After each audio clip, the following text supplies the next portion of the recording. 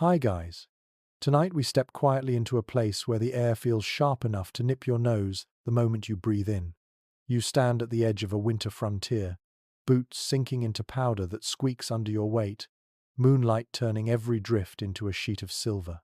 Your breath drifts upward, soft and cloud-like, and for a moment you cannot help thinking you probably will not survive this if you are not careful. But that is why you are here.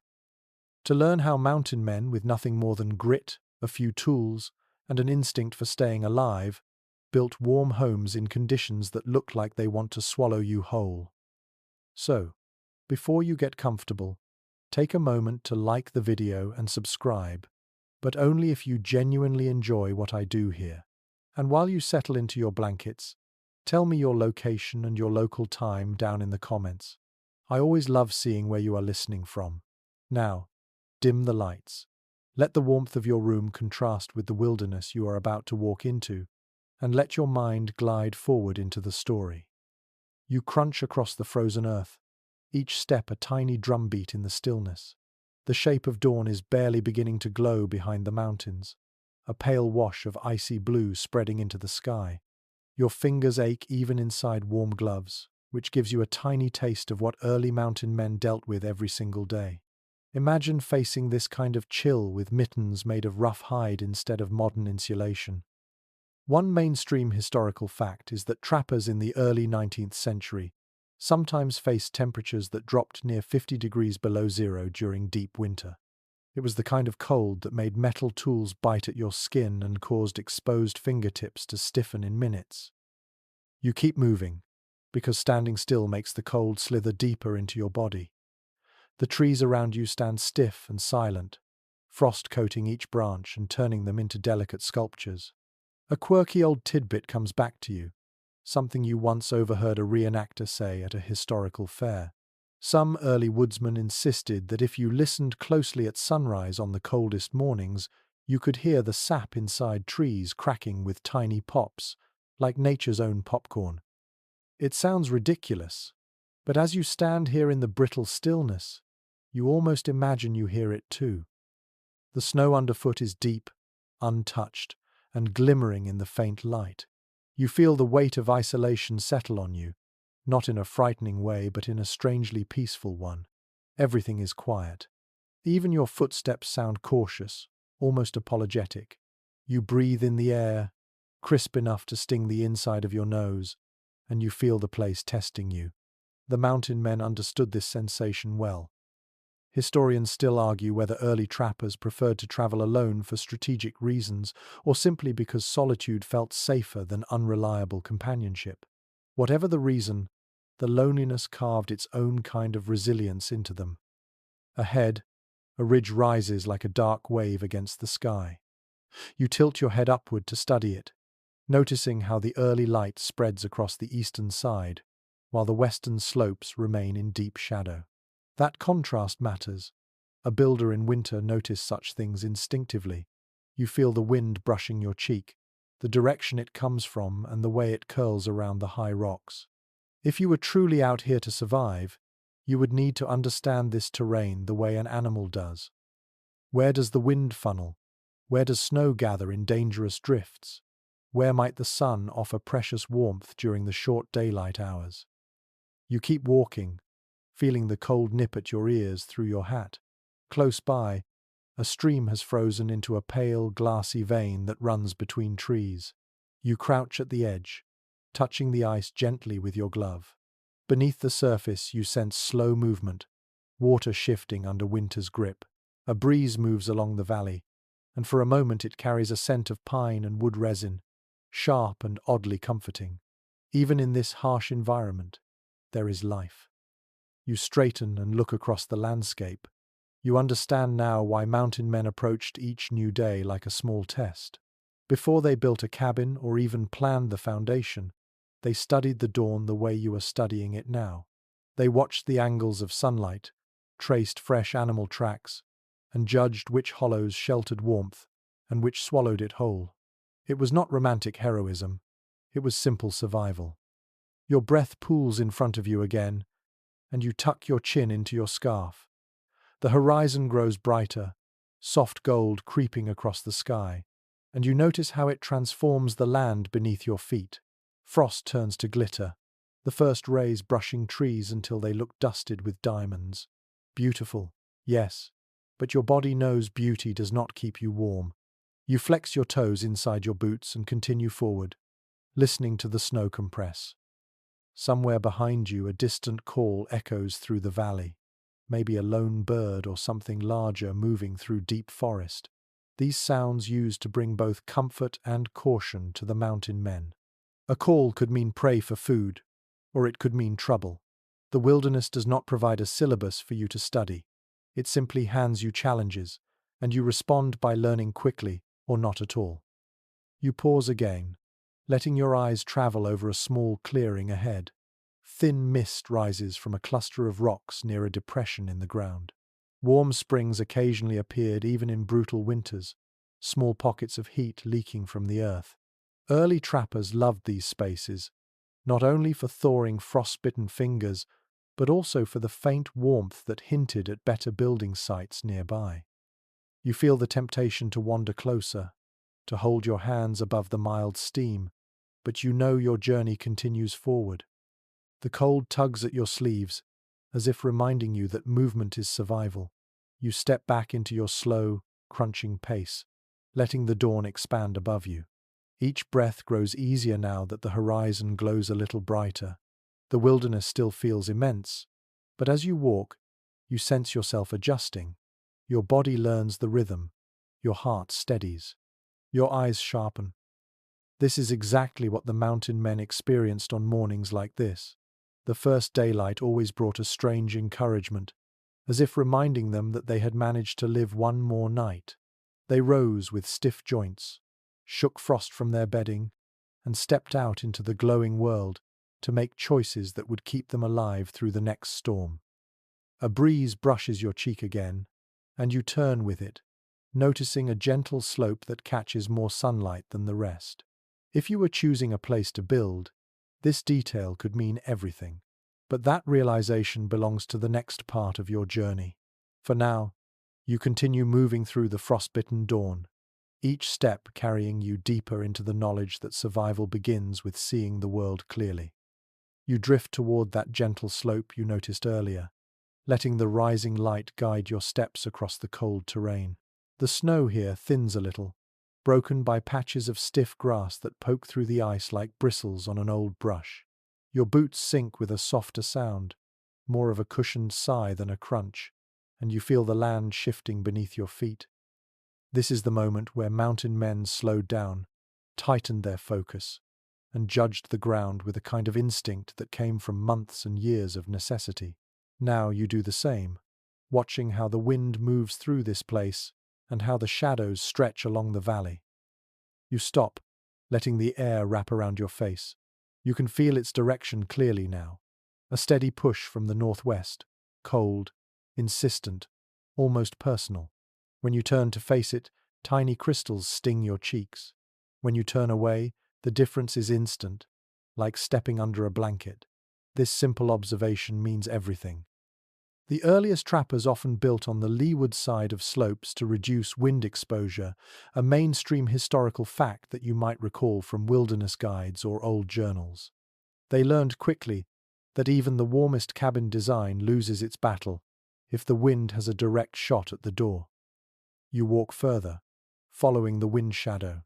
Your hands trail along low shrubs, fingers brushing branches that feel brittle enough to snap at a glance.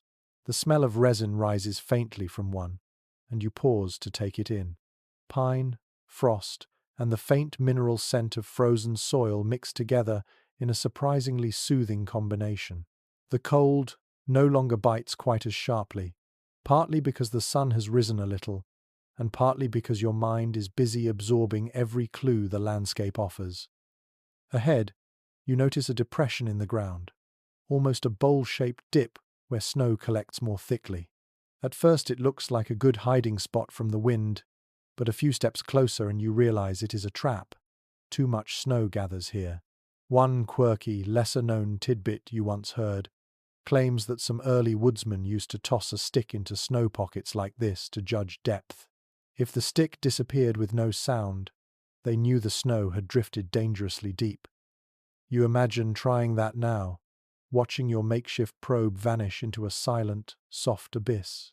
You step back from the hollow, instinctively careful. You climb a few paces up the slope, feeling the ground firm beneath your boots.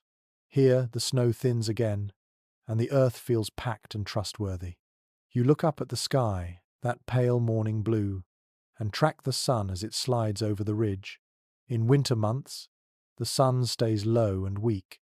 Mountain men paid close attention to this, choosing building sites that received as much daylight as possible. A few hours of direct sun could warm a cabin wall enough to make a difference at night. Still, historians still argue whether trappers consistently prioritized sun exposure or if wind protection mattered more. Some old writings suggest they chose sheltered hollows even if sunlight was scarce, while others recall tales of cabins perched high to catch the rare winter rays. As you stand here, you feel the tug of that debate within your own reasoning. Sun or shelter, warmth or wind shadow, nothing is ever entirely simple out here. Your breath flows gently in front of you as you shift your stance and scan the area again. You listen to the soft hiss of wind slipping over the ridge, a long and dreamy sound, almost like someone whispering to you. It nudges the tops of the pine trees, making them quiver just a little. You study their movement. Trees always tell a story. Stunted growth can mean harsh winds. Thick bark can hint at cold seasons that lasted longer than they should. The trunks before you look straight and strong, a promising sign that this section of land does not get battered by storms too often. A slight incline leads down into a small forest clearing framed by pine and spruce. You approach slowly, letting your boots sink into softer snow again, and you kneel to press your gloved hand into it. The cold seeps through the material, but you feel something else too.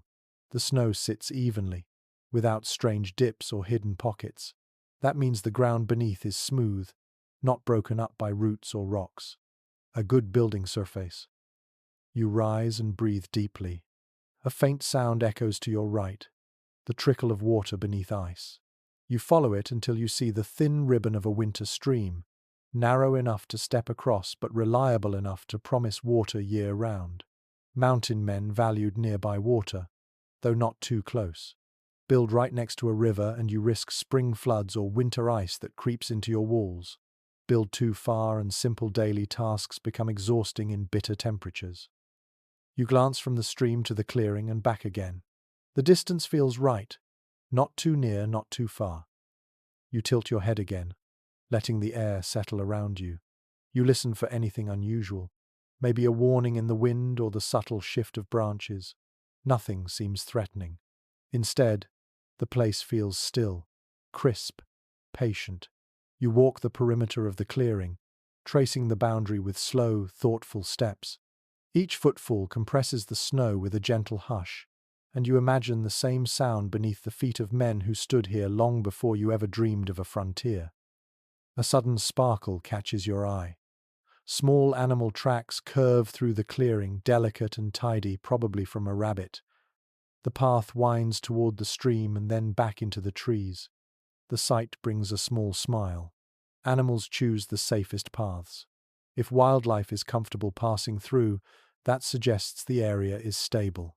Early trappers often watched animal behavior without fully admitting it to each other. Wisdom does not always need a proud announcement. You pause at the center of the clearing and let yourself feel the air properly. You close your eyes for a moment, listening to the deep quiet that surrounds you. No shifting rocks, no sudden drops, no hidden marsh beneath the snow. The ground feels safe, steady, and aware. You open your eyes again and imagine where the cabin might stand. You turn your body slowly, choosing angles and lines long before any wood touches the earth. You feel something settle in your chest, a growing sense of certainty. This is what the mountain men sought each time they searched for a shelter site. Not perfection, but balance. Wind that can be managed. Sunlight that can be welcomed. Water that is close yet respectful. Ground that promises to hold strong through deep winter. The slope behind you acts like a protective wall. The clearing spreads out like a natural front yard. The stream adds both beauty and practicality. Every detail feels like an answer to a question you have barely spoken. You take one last slow walk across the clearing, touching the trunks of nearby trees as you go. Their texture is rough, ridged with sap, frozen in tiny amber beads. You press your palm against one tree, feeling its cold life under the bark. This land may look asleep, but it is awake beneath the surface. It watches you as much as you watch it. You turn back toward the center and exhale softly. Your breath twists through the air in pale spirals. The cold may win some battles, but choosing the right place gives you a fighting chance. You understand now how essential this moment was for the men who came before you. Without choosing wisely, no amount of skill or strength could save them later. You take one step back, then another, letting your boots retrace your path. The clearing waits patiently as you walk away, but the knowledge settles inside you. You have chosen your spot. It is time to explore what comes next. You make your way back toward the clearing with a slower, more thoughtful pace, the cold air slipping along your sleeves while the snow settles quietly around your boots. Now that you have chosen the location, your attention shifts to the resources around you. The mountain men understood that selecting a site was only step one. Step two was learning to read the land with the accuracy of a master craftsman who had no ruler, no blueprint, and no luxury of trial and error. You stand still for a moment and let your gaze fall upon the trees, stones, and earth, knowing that each one plays a part in the cabin that will eventually hold your warmth. You approach the nearest pine and lay your hand along its trunk. The bark feels rigid and slightly crumbly at the edges, cold enough to make your gloves stiffen. As you tap the wood gently with your knuckles, the sound rings solid. Mountain men learn to listen for that ring. A hollow-sounding tree meant trouble. It meant pests burrowed inside or rot creeping up from old wounds. It meant that the wood could split unevenly or crumble during construction. A sturdy, full-bodied ring was a quiet promise that the trunk could serve as a beam, a wall, or even a roof support if cut to the proper length. You take a few steps to another tree, this one taller and darker, its branches bending slightly under the weight of snow. You study the way the needles cluster, their color a healthy green rather than a faded yellow. You brush some snow aside and check the lower trunk for scars. Early trappers often debated whether thick bark or thin bark made better building timber. Historians still argue whether spruce or pine served as the superior cabin log. Some journals praise pine for its straight, predictable grain. Others claim spruce withstood rot better in damp winters. As you examine the trees around you, the debate echoes in your thoughts, but you trust your instincts the way a mountain man would have. You want logs that feel alive, straight, and confident. You walk farther into the wooded edge of the clearing. Here, the ground slopes just slightly and displays an array of stones scattered like small islands in a frozen sea. You crouch beside one, touching its rough surface. The rock is cold, but solid in a way that sparks a sense of stability. A mainstream historical fact worth recalling is that frontier builders often used stone for hearths and chimneys because it could handle intense heat far better than wood. A well-built stone hearth could mean the difference between a cozy cabin and a tragic fire. You lift a smaller stone with gloved hands, feeling its weight. It is dense, a bit darker than the others, likely full of iron. You imagine how it would stack with others, how it would anchor the warmest corner of your future shelter. You set it back down gently and continue walking. The snow crunches softly under you, as if approving. A thin gust of wind slips through the trees, carrying the scent of sap and cold minerals. You pause to breathe it in. You notice your breath clouds slowly drifting forward like a small personal fog. In this quiet spot, your ears tune to every faint noise. A distant tapping echoes from deeper in the woods. Perhaps a woodpecker searching for breakfast, or maybe ice cracking inside a fallen log. A quirky tidbit you once heard from a wilderness guide comes to mind. Some mountain men claimed they could predict storms based on how loudly woodpeckers hammered in the morning. It sounds amusing, Yet in a place where weather can turn savage in minutes, any clue would have been welcomed. You return your attention to a large fallen trunk, half buried in snow. You brush the frost aside and run your fingers across the exposed wood. This gives you a perfect opportunity to examine the inner rings. The pattern is tight, uniform, and smooth. Logs like this, once dried and shaped, could form sturdy walls. You try pressing your glove into the wood. It resists firmly, neither too soft nor brittle. You nod to yourself, understanding why mountain men surveyed every tree in their surroundings with such obsessive care. Choosing the wrong timber meant wasted labor. And out here, wasted labor could cost you precious warmth or even your life. As you continue down the gentle slope, you pay attention to how the ground feels beneath your boots. Rocky soil can be useful for foundations, but too many loose stones create unstable footing. Soft earth is easy to work with but can shift dangerously during spring thaw. You find an area where soil, though frozen now, rests firmly beneath a thin layer of snow. You kick lightly at the surface until a patch of brown emerges. You rub the soil between your fingers. It is dense, packed with small fragments of decomposed leaves. A reliable sign that this area sits on solid ground rather than a concealed bog. You rise and look around again. Large boulders line one side of the clearing. They look as if they have been resting there for centuries, unmoving and unbothered by the seasons. Their presence offers more than structural possibilities. They serve as natural windbreaks, subtle guardians that help shape the microclimate around your building site. Mountain men often sought out features like this, using the land itself as a silent assistant in their construction efforts. You approach one of the boulders and place your palm flat against its surface. The stone feels coarse, steady, almost reassuring. You imagine how this large rock could reflect heat from your future fires or help insulate one side of the cabin. Not many people today think of rocks as allies, but out here, everything has a purpose if you look closely enough. A bird flutters overhead, landing on a branch with a soft thump. You glance upward and watch its feathers fluff against the cold. Its tiny claws grip the branch with surprising confidence. Birds like this often stay near food sources even in winter. Another sign that this area supports life in subtle ways. You keep exploring, more methodical now. Every few steps, you pause to touch a tree, evaluate its height, or tap its trunk. You gather mental notes.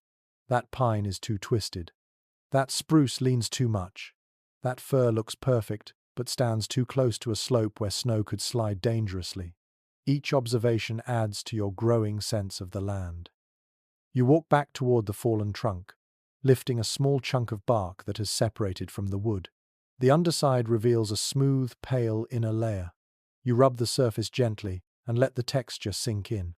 Frontier builders often peeled bark for roof lining or used it as natural insulation.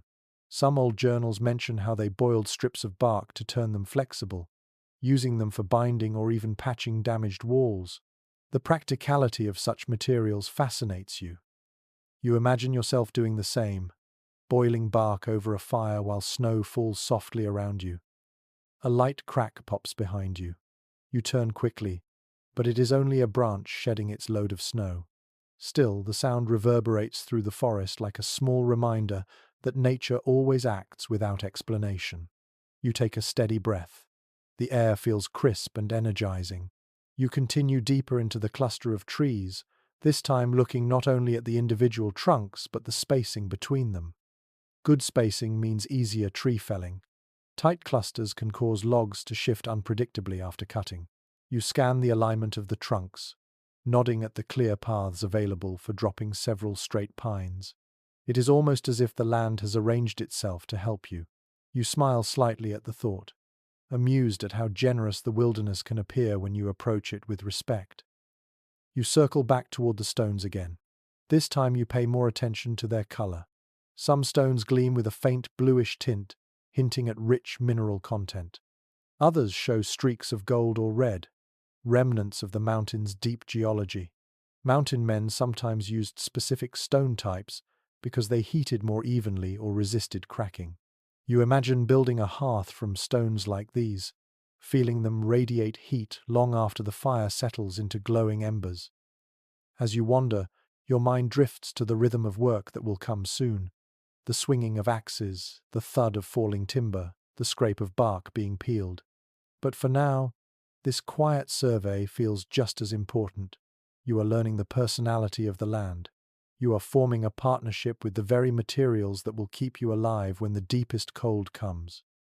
You step onto a slightly raised mound of earth and look across the clearing one more time. The trees stand tall and patient, the stones rest quietly, and the gentle slope shelters the ground from harsh northern winds. Everything fits. Everything speaks the same language. You lift your hand and brush snow from your sleeve. A faint smile forms as you think of how the mountain men must have felt at this exact moment. Relief mixed with determination. Gratitude mixed with urgency. You share that feeling now. With a slow breath, you begin walking back toward the center of the clearing. Behind you, the trees and stones remain exactly where they are, waiting for the work that comes next. And as you step forward, your boots sinking deep into the soft hush of snow, you carry with you the knowledge of the land, ready to shape it into something warm, something sturdy, something that just might outlast the winter. You stand in the clearing with a growing sense of purpose. But before any walls rise or logs fall, something more urgent demands your attention. The cold gnaws at your fingertips, whispering its blunt truth. No shelter can begin without fire. Mountain men learned this during their first brutal nights in unfamiliar ranges, and now you feel that same instinct stirring inside you. You tighten your gloves, breathe out a slow plume of mist, and begin to search the ground for what will become the very first ember of your new life in the wilderness. You crouch beneath a cluster of spruce trees where the branches hang low, their tips heavy with frozen needles. Beneath the overhang, the snow thins enough to reveal a soft bed of dry needles. You rake a handful together, feeling their brittle texture break under your grip. These will burn, but they need help. You reach farther into the shadows and find strips of papery bark curled like small scrolls. According to detailed frontier journals, trappers often relied on the inner bark of birch or resin-rich slivers of pine to start their earliest campfires. You rub the bark gently between your palms and smell the sharp, fragrant sap. Even through the cold, its scent feels like a promise of warmth. You gather more materials, twigs no thicker than a pencil, longer sticks that crack with a satisfying snap, and a few pieces of deadfall that have dried beneath the tree canopy. Each piece carries a story. Some are scarred by old storms, others shaped by hungry insects. You tuck them under your arm as you move, listening to the faint creak of your coat and the soft crunch of your boots. Once your bundle feels sufficient, you return to the center of the clearing and kneel. The sky above has brightened into a pale silver blue, and light filters downward through drifting crystals of frost. You clear a small circle in the snow until the dark earth shows through.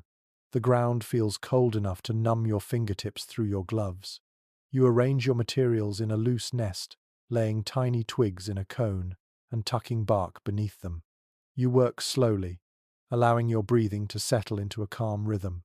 Building a fire is not a hurried act out here. It is a conversation between you and the elements. When you reach for your fire striker, your fingers tremble slightly from the cold. You brace the metal edge and pull it sharply against the stone. Sparks leap out in tiny bursts of gold, vanishing before they touch the bark. You shift your position, angle the striker lower, and try again. This time a spark lands and flickers, catching the resin. You lean close and blow gently. The ember glows brighter, pulsing with fragile life. A thin wisp of smoke curls upward, twisting like a sleepy spirit. You continue to coax it with soft breaths until flame flutters into being.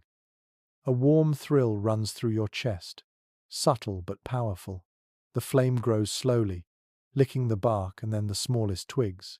You feed it carefully, knowing too much fuel too quickly can smother it. You place sticks with deliberate precision, adjusting angles without rushing.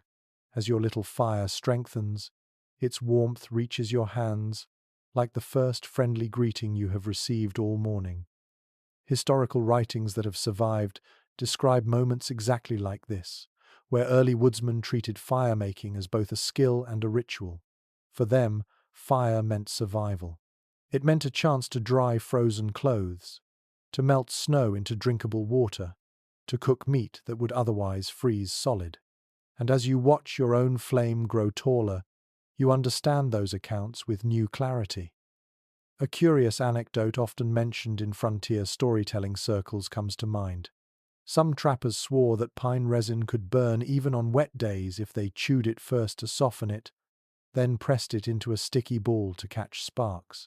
Whether or not this technique truly worked is uncertain, but the image of a hardened trapper chewing sap like gum makes you smile.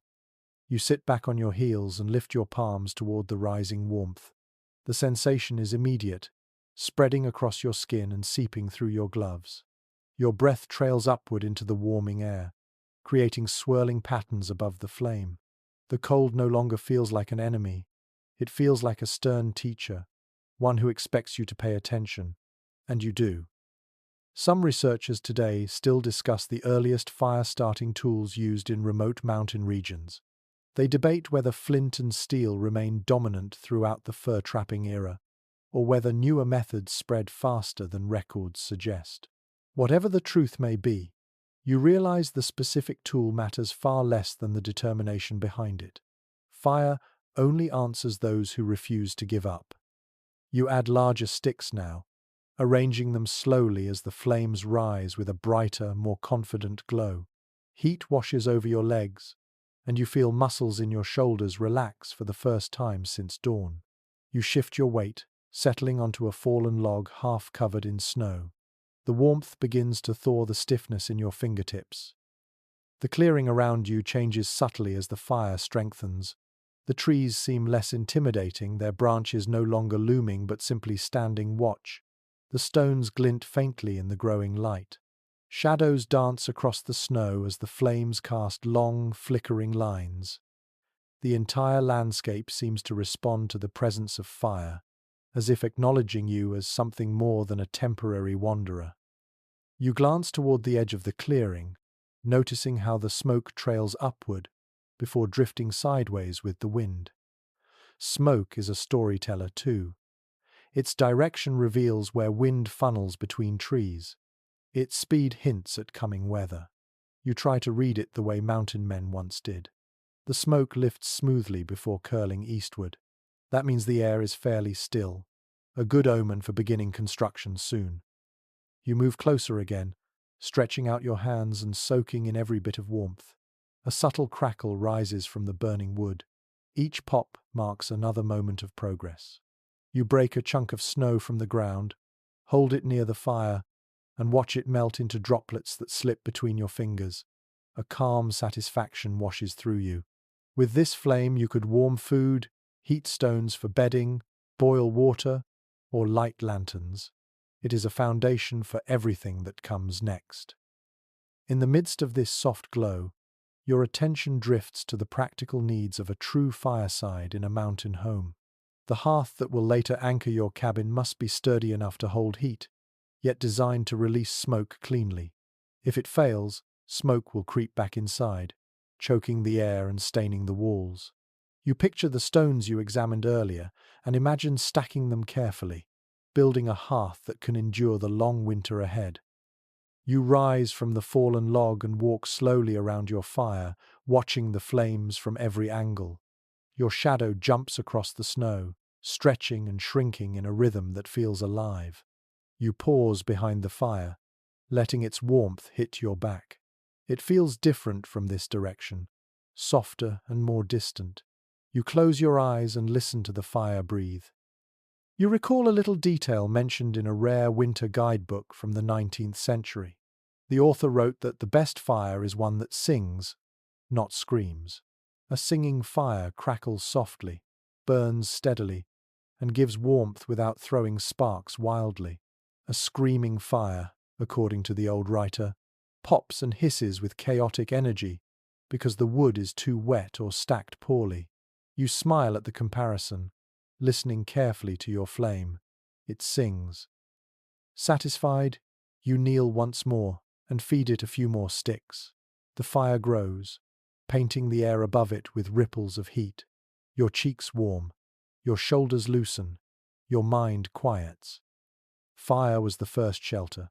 Before walls, before roofs, before chinking or chimneys, the mountain men had flames to soften the edge of the wilderness.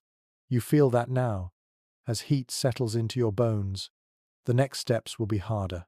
Cutting trees, shaping logs, lifting heavy beams. But this moment, kneeling before a fresh fire, gives you the courage to move forward. You take a slow breath and let it drift into the morning air. The flame stands steady, bright, confident. You rise, brushing snow from your knees, and let the warmth stay with you as you prepare to begin the real work of turning this clearing into a home.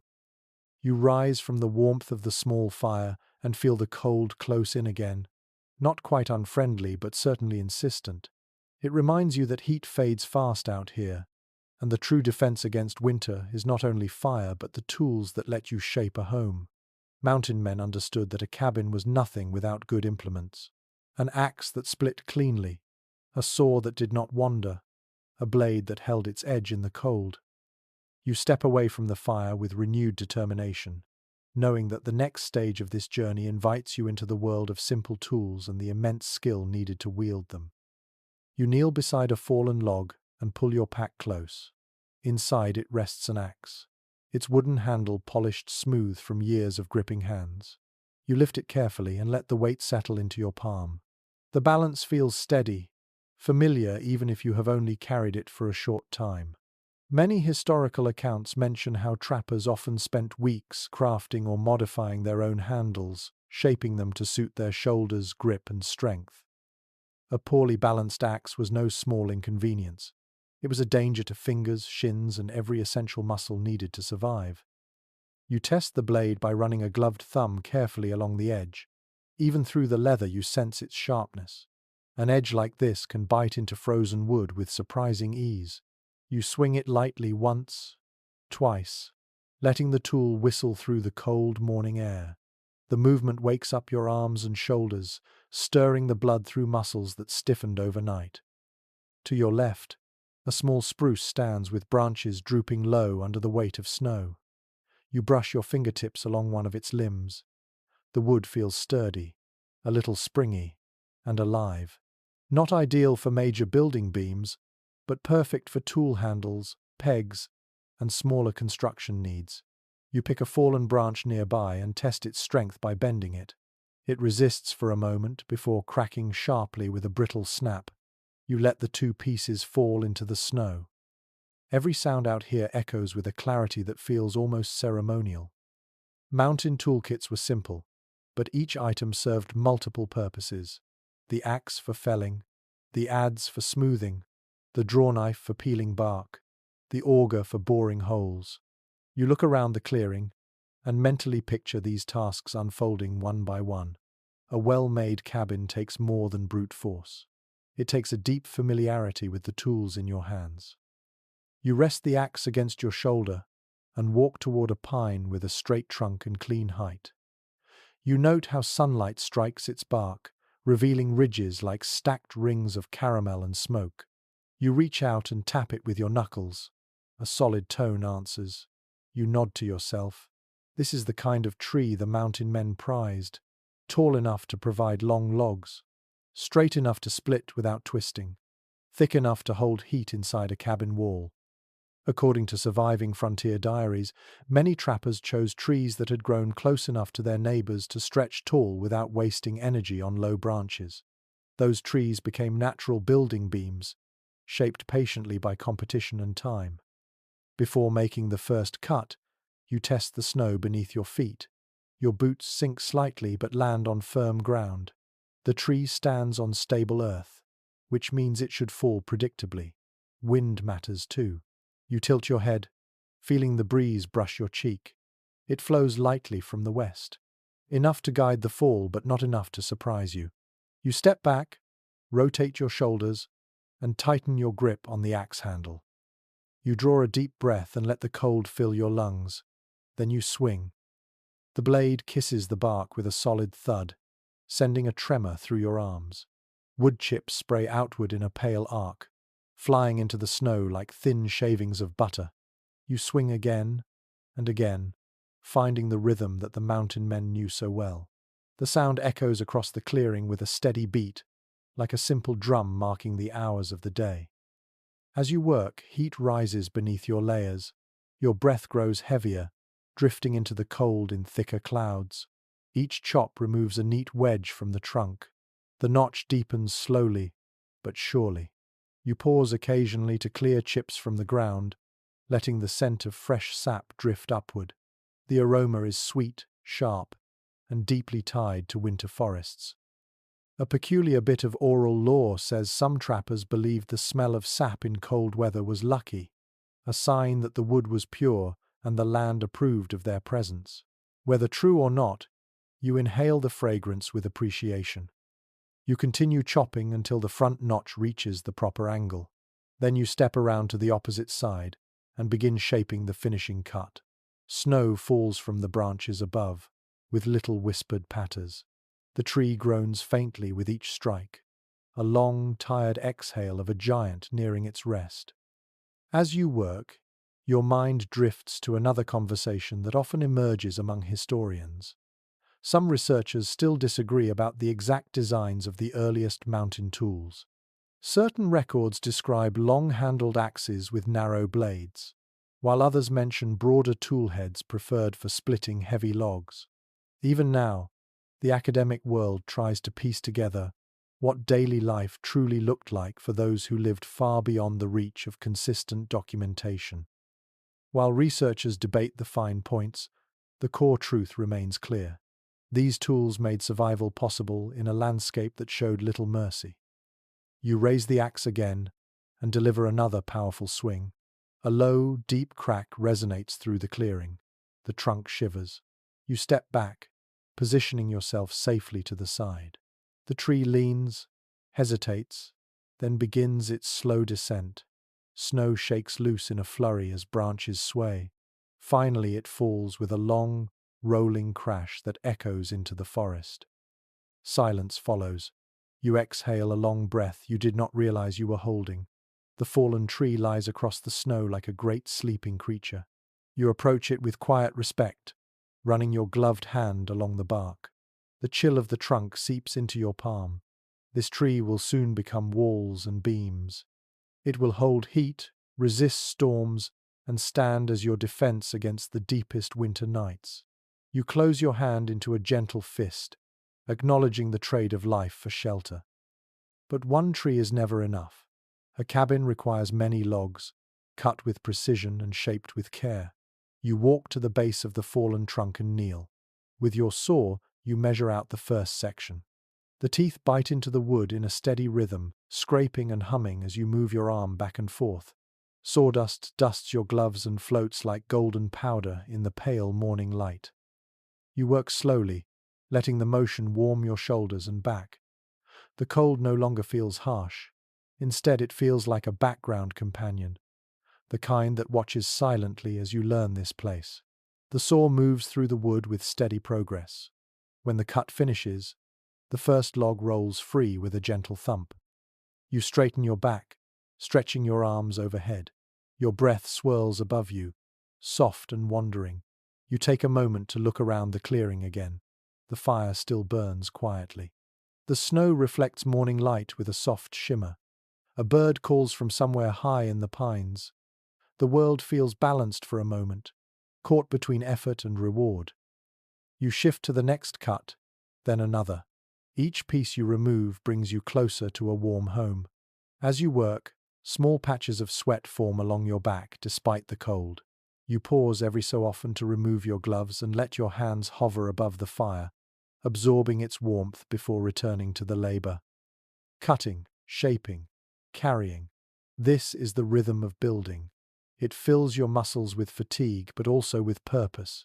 These tasks connect you directly to the experiences of the early mountain men. No machines softened their work. No shortcuts eased their burden. Every beam they lifted was a testament to their will and endurance.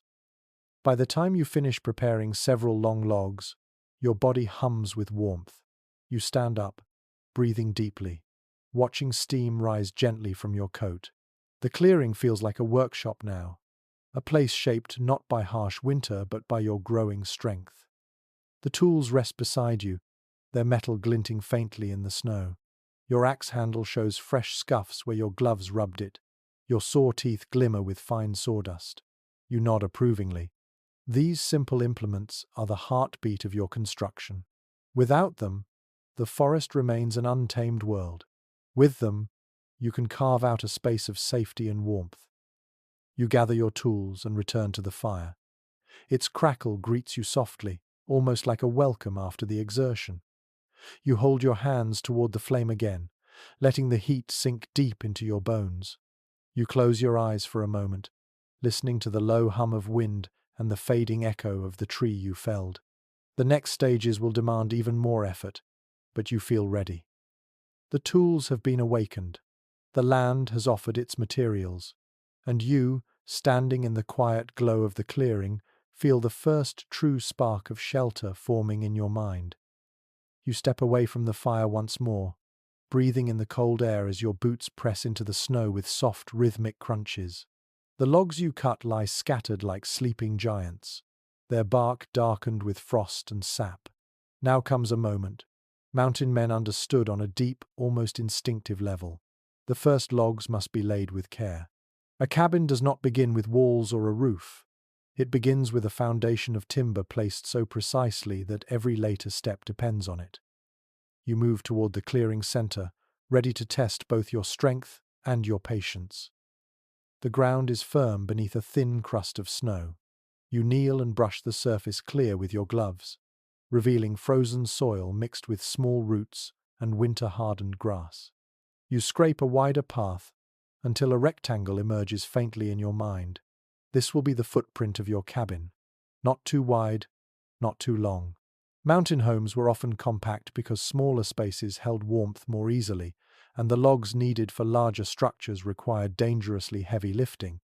Many historic journals from remote trappers mention cabins no larger than a modest room, just enough to sleep, cook, mend gear, and store supplies. You walk along the invisible border, gauging each step. You feel the slope beneath your boots, the wind direction, and the sunlight filtering through the trees. The quiet helps you think. You pick up 2 long logs, each thick as your thigh, their ends still rough from the saw. You press one end into the snow and lift the other until the log rests fully on your shoulder. The weight sinks through your frame, anchoring your muscles into the earth. Step by slow step, you carry the first log across the clearing. It scratches the ground behind you, leaving a crooked line in the snow. You lower it into place gently and adjust its angle. You do not want it tilting toward the downhill side. You check the level by sight alone, something the mountain men did without hesitation. Their eyes became their measuring tools, trained by long winter seasons and the need to avoid drafts in their walls. Before positioning the next log, you kneel beside the first and tap it with your knuckles. The sound feels steady. According to several well-preserved frontier records, many early cabins began with logs only slightly flattened on one side to prevent rolling. You pull your adze from your pack, lift it above your shoulder, and bring it down in clean, controlled arcs. Chips of bark scatter. Wood curls up from each strike, pale and fragrant. You repeat the motion, smoothing the underside of the log into a stable base.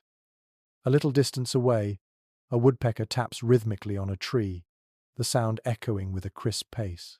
You pause to listen, struck by how quietly the woods accept your work. A curious story often shared in mountain settlements claimed that if a woodpecker tapped while you laid your foundation, it meant the land approved your cabin site. You smile faintly at the superstition. Still, the soft tapping feels strangely encouraging. You lift the second log now, this one slightly thinner but straighter than the first. Your hands ache slightly from earlier labor, but you ignore the sting. You rest the log beside the first and adjust its placement until they form a clean, parallel pair. The space between them marks the width of the cabin floor. Snow lies untouched within the boundary. Soon it will hold a hearth, a bedroll, tools, and whatever warmth you can create. You continue shaping the underside of the second log with the adze. The blade bites into the wood with a satisfying rhythm. Chips scatter across your boots. As you work, your mind drifts to a long-running question often discussed among researchers today. Some specialists still explore whether the earliest frontier builders preferred dovetail joints from the very beginning, or if simpler saddle notches dominated until later years. Different regions favored different styles, and surviving structures vary widely. You realize that out here, the best method is the one that holds steady against wind and time. You reach for your knife and begin marking where the notches will go. The wood fibers shine faintly under the cold light. You carve slowly, feeling the blade slide through layers that resist with gentle firmness. Each mark becomes a guide for how the logs will interlock. Your breath rises in soft clouds above your work. The silence around you deepens, broken only by the occasional flutter of wings or the groaning whisper of a distant tree shifting under snow. When the notches are carved, you retrieve a shorter log and test it across the corners. It sits slightly crooked. You lift it again, shave a bit of wood from the notch, and try once more. This time it settles with a clean fit, hugging the lower logs like a puzzle piece, meant only for this spot. You linger for a moment, letting the satisfaction settle in your chest. A good corner joint feels like a handshake with the land, firm and confident. Now the cabin begins to look like something real. 4 logs placed in a rectangle signal the first steps of a structure. You walk around it slowly, observing the lines, the angles, the way the shadows fall inside the snowy outline. The air feels colder inside the boundary, as if the future walls have already begun gathering the winter around them. You lower yourself onto one of the foundation logs and rest for a moment. Your muscles burn pleasantly, warm from exertion even in the chilly morning. The fire crackles softly in the distance, its warmth too faint to reach you but comforting in its presence. You run your palm along the log beneath you. The bark is rough but sturdy, lined with ridges that feel like natural grip points. You picture how the cabin walls will rise, layer by layer, and eventually cradle a space that belongs entirely to you. You add the next pair of logs, working through the same cycle of lifting, adjusting, carving, testing, and fitting. Each piece falls into place with increasing confidence. Your hands move more naturally, and your body adapts to the weight. You develop a rhythm, something almost meditative that blurs the cold air into a simple backdrop. Before long, your foundation grows into a waist-high outline of timber. The logs stack neatly, their interlocking joints holding firm. Snow gathers gently in the corners where the wood meets the ground. You scoop it away, knowing that moisture is no friend to new construction. The shape of your cabin emerges slowly, and with it come small details that you begin to notice. Light filters through the gaps in the logs, thin golden stripes dancing on the snow. The air inside the foundation feels still, shielded from the wind by the rising walls. When you stand in the center, the clearing looks different through the emerging frame, more intimate and more familiar. A shiver rolls up your back as the breeze shifts. You step outside the frame and pull your coat tighter. The sun hangs low but bright, throwing long shadows from the logs. You take a moment to rub your hands together, warming them through friction. Then you return to the work. You lift another beam, a long and heavy one, letting it settle against your shoulder with a familiar strain. You carry it to the rising cabin wall and begin carving the notches. Sweat trickles between your shoulder blades despite the cold. You move with care, carving smooth channels for the beam to rest securely. When the beam falls into place, it sits perfectly, its weight pressing into the structure with a sense of belonging. You knock it gently with the back of your axe to settle it. A hollow thump answers you, firm and confident. You step back and admire the progress. The foundation logs curve slightly along their natural grain, giving the structure a rugged elegance. The corners fit together like ancient teeth locking in. The cabin rises with quiet determination, much like the mountain men who built such shelters long before you walked this clearing. All around, the wilderness watches with silent interest. A raven circles above once, calling out as if acknowledging your work. A light breeze shifts the branches overhead, scattering fine snow that drifts down like ash from a calm fire. You wipe your brow with your sleeve and breathe deeply. The scent of fresh sap lingers in the air. Your arms ache. Your breath feels heavy, but your spirit feels grounded. The first logs are laid. The cabin has taken its first real shape, and you stand inside its shadow, knowing this is only the beginning. You stand inside the rising skeleton of the cabin, surrounded by logs stacked in their neat interlocking lines. The cold air curls through the gaps, slipping between the wood with quiet insistence. This is the moment when mountain men turn their attention to a task both tedious and essential. A cabin might stand tall and proud, but if the wind can nose its way through small cracks, all the effort becomes little more than decoration. You look around at the seams between the logs, feeling the faint current of icy air brushing your hands. It is time for chinking. You kneel close to the base of the wall and run your fingers along one of the gaps. The space feels narrow, but deep enough for wind to climb straight inside. Mountain men filled these spaces with whatever nature provided: moss, clay, dried grass, shredded bark, handfuls of animal hair, anything that could bind together and harden into a shield against the cold. You stand, brushing snow from your knees, and begin gathering materials from the area around your clearing. Under the shade of a tall spruce tree, you find a lush bed of moss sheltered from the worst of the frost. You crouch and lift it gently, its springy texture cold but pliable. You peel off long strips and stack them into a bundle. According to several finely detailed frontier accounts, moss was prized because it expanded slightly as it dried, filling gaps more tightly than other materials. It also insulated surprisingly well, forming a natural cushion that trapped warm air inside the cabin. You hold a handful close to your face and inhale its earthy scent, imagining how it will soon become a hidden layer of warmth behind the wooden walls. Next, you search for fibers to bind the moss. Along the forest floor, you find strips of bark that have peeled naturally from fallen logs. You test their strength by pulling gently. They flex without snapping. Good. You gather more, rolling them into loose coils. As you lift one particularly long piece, you recall a curious bit of winter lore passed down in remote trapping communities. Some woodsmen believed that bark harvested in winter carried a quiet stubbornness that made cabins stronger. It is a superstition, of course, but you cannot deny that the bark feels tough and reliable in your hands. You make your way to a cluster of thin shrubs, where tall, dry grasses rise from the snow like frozen ribbons. You collect several handfuls, snapping off the brittle tops and bundling the stalks together. These grasses will serve as filler, stuffing the smallest cracks before you press the moss in place. You rub a strand between your fingers and listen to the faint whisper it produces. The sound feels comforting, like nature lending its quiet support to your effort. With your arms full, you return to the cabin's frame. You set the bundles down and take a moment to warm your hands near the fire before beginning the meticulous work ahead. When your fingers regain their flexibility, you kneel near the lowest gap in the wall and begin pushing dried grass inside. The stalks bend and twist, forming a soft bed. You press moss on top of it, packing it firmly with your thumb and the blunt edge of your knife handle.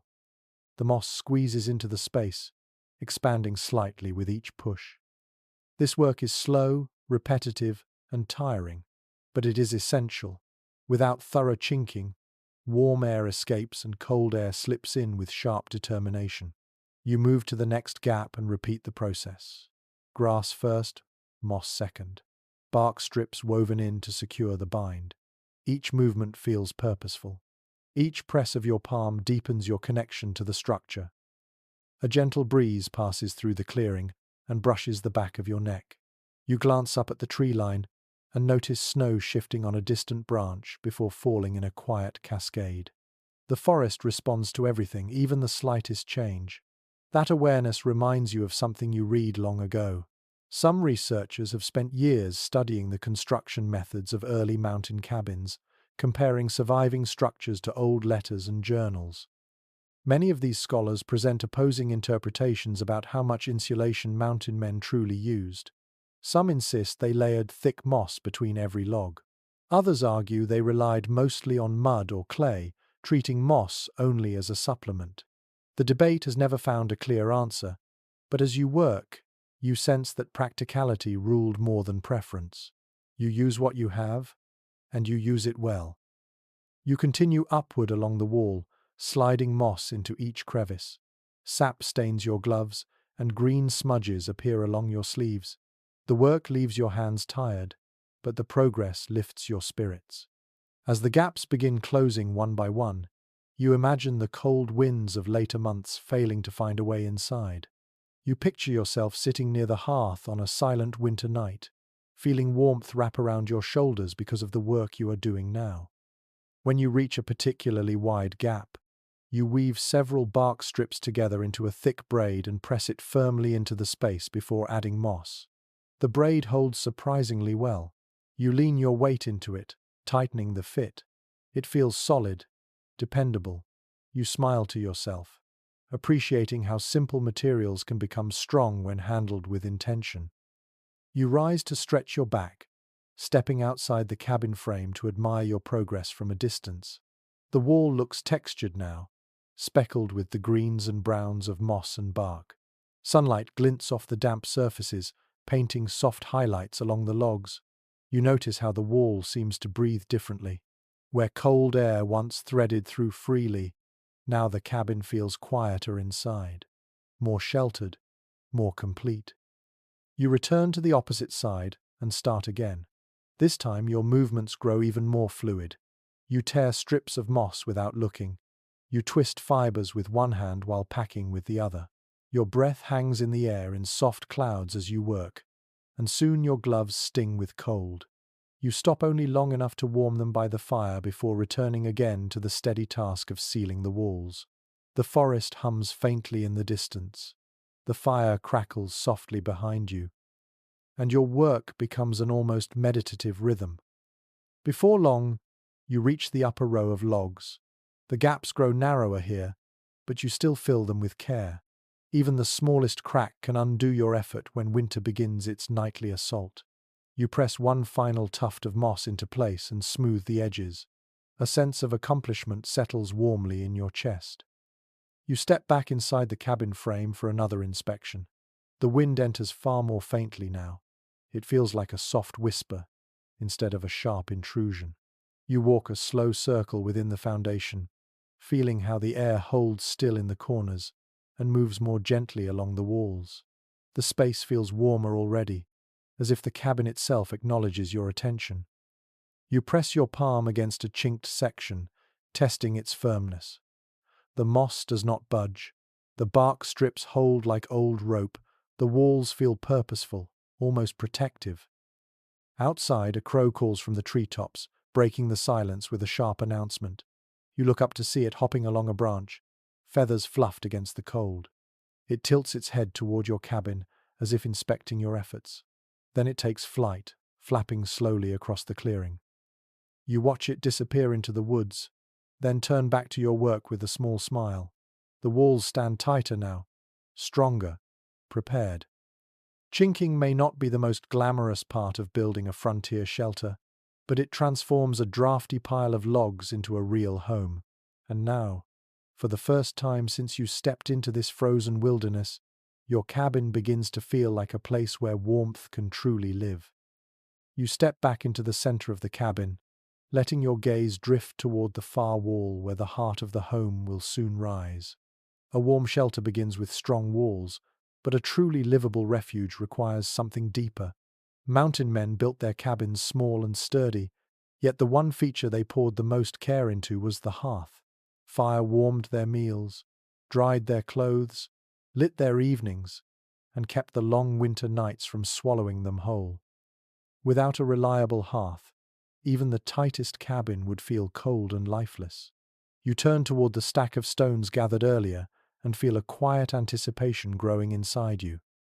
The stones rest at the edge of the clearing, half covered in delicate sheets of frost. You walk toward them slowly, brushing your glove over the top layer. The cold bites sharply at your fingertips, but the stones feel solid and reassuring. You study their shapes one by one. Some are flat, like thick pancakes of granite. Others are bulky and irregular, strong enough to anchor the base of a fireplace. According to careful observations preserved in old trade journals, the mountain men favored stones that resisted cracking under heat. They searched for dense, heavy types that did not splinter easily. You lift one stone and test its weight. It strains your wrist slightly. Perfect. You begin sorting the stones by shape and size. Flat ones on one side, large blocks on another, medium-sized pieces stacked neatly in between. This quiet organization feels almost ceremonial, as if preparing tools for a ritual. You kneel beside the largest stone and scrape away the frost. Beneath the cold surface lies a smooth, grey texture. When you tap it lightly with your knuckles, it gives off a deep, steady thud. You nod to yourself. This one will make a solid cornerstone. A faint breeze stirs behind you. When you look up, a single leaf tumbles across the snow, bright amber against the white. It skitters to a stop near your foot. An old frontier tale, often repeated among long winter gatherings, comes to mind. It described how some trappers read falling leaves as signs guiding them to good hearthstones. The story has no scientific reasoning behind it, but it lingers in your memory with surprising charm. You pick up the leaf gently and let it fall again, watching it drift to the side of your future fireplace. You return to your work. Before lifting anything heavy, you clear the ground where the hearth will sit. Kneeling, you scrape away the snow until a wide patch of dark soil lies exposed. The dirt is stiff, frozen in place like an unbroken plate. You chop at it with the edge of your shovel until it loosens into clumps. You do this to create a level foundation and also to make sure no roots or uneven patches will cause your stones to shift. You smooth the soil with your hands, creating a flat bed that feels firm beneath your palm. With the ground ready, you grip the first cornerstone. Its cold surface presses into your glove as you lift it with deliberate strength. Your breath puffs in short bursts, and your muscles tremble slightly under the weight. You carry the stone to the base of the wall and lower it carefully into position. When it settles, you give it a slight push with your boot to ensure it holds its place. The sound it makes against the ground is deep and confident. Next, you choose a second stone, then a third, forming a rough arch along the bottom edge of the future hearth. You adjust each one, sliding them gently until they sit snugly against their neighbors. These stones must support the full weight of future fires, so every placement matters. You pause for a moment and sit back on your heels, examining the outline. It looks uneven. You shift a stone slightly. Better. Some specialists who study early frontier craftsmanship remark that no two mountain hearths were the same. Each was shaped by whatever stones the land offered and whatever style suited the builder's hands. No measurements. No standardized plans. Just instinct and a sharp eye. You understand that now as you continue arranging the stones. Every piece must fit, like it has always belonged here. You lift a medium-sized stone and wedge it into place above the cornerstones. The gap it fills disappears under its weight. You follow with another, this one flatter, pressing it into the growing wall with gentle force. A small puff of frost rises as they settle together. The wall creeps upward slowly, like the first steps of a mountain emerging from snow. You pause to wipe your brow. Even in the cold, the work sends heat rolling through your body. Your breath fogs the air, drifting upward in soft ribbons. A bird rustles nearby, perched on the edge of a bare branch, watching your progress with quiet curiosity. Its head tilts once, twice, as if approving the structure. You reach for a particularly smooth stone with a rounded top. As you lift it, your mind drifts to a question often explored by modern historians. They continue to examine whether frontier hearths doubled as ovens by design, or if the idea of baking inside stone cavities emerged only later in the settlement era. Evidence remains scattered and difficult to interpret. Looking at the stone in your hands, you can see why the debate persists. Its shape practically invites the thought of stacking stones into a small cooking pocket, yet no clear records confirm it. You place the stone carefully into the midsection of the hearth wall. It slots into the structure with a satisfying thud. The wall now reaches your knee, and you can already imagine flames dancing against it. You kneel again to reinforce the base, wedging small stones into the gaps to lock everything tightly together. Cold air swirls around you, lifting strands of your breath into thin curls that fade quickly. Bit by bit, the hearth rises. It grows wide enough to contain a strong fire and tall enough to protect the cabin walls from stray sparks. You continue stacking stones, adjusting angles, pressing each piece into place with steady hands. Your knees grow cold from kneeling in the snow, but the work keeps you warm enough to ignore the sting. By the time the hearth reaches thigh height, your body hums with fatigue. You step back to survey the work, letting your eyes trace the curves and edges. The stones catch the light in small, scattered reflections. Each surface tells a tiny story carved by time. Grooves from ancient rivers, cracks from freezing seasons, smooth patches worn by centuries of wind. You gather a handful of dirt mixed with small pebbles and pack it gently between the stones. The mixture binds the gaps and stabilizes the structure. You repeat this step until the wall feels solid under your touch. At last, you choose a broad, flat stone for the hearth's top ledge. It is heavy, testing the full strength of your arms as you lift it. You carry it slowly, carefully, aware of how essential this piece will be. When you lower it into place, it settles with a deep, reassuring sound. You press your palms against it and feel the coldness spread across your gloves. This is the true center of the cabin, the place where warmth will grow. You stand inside your emerging home, breathing deeply. The new hearth transforms the space. Even without fire, the structure feels anchored, grounded, real.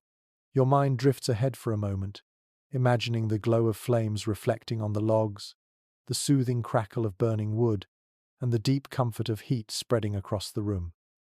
You take one slow step backward, then another, admiring the shape of the hearth from a distance. The forest surrounds the clearing in complete stillness, as if acknowledging your progress.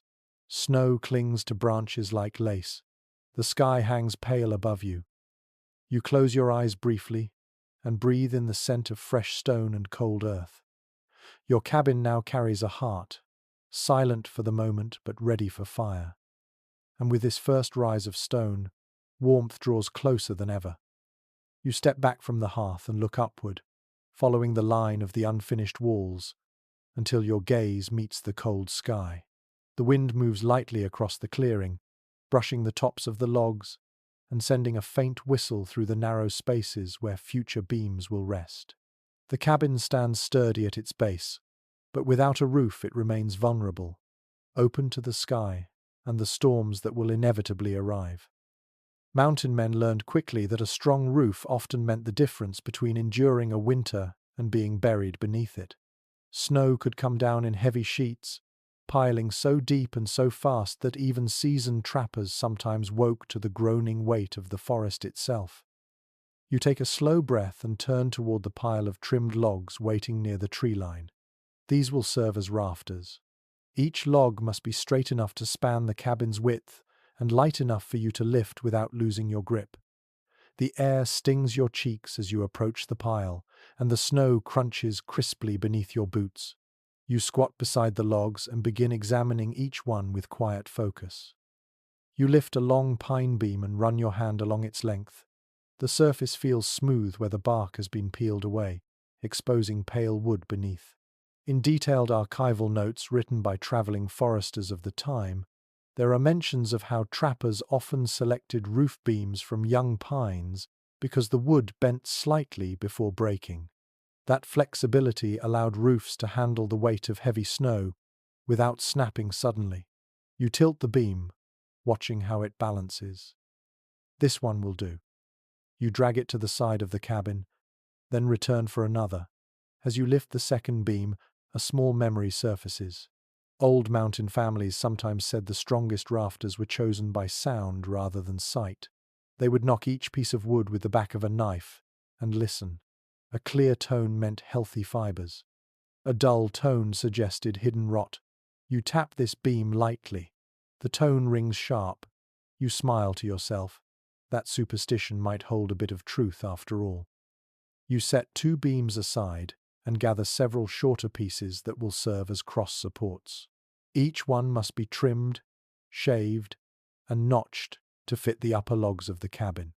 You carry them to the hearth, sit on a flat stone, and begin working with your knife.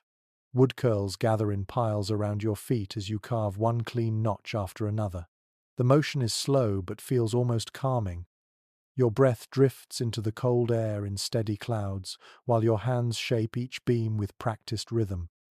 As you carve, you think about the ongoing discussions among researchers who study early wilderness construction.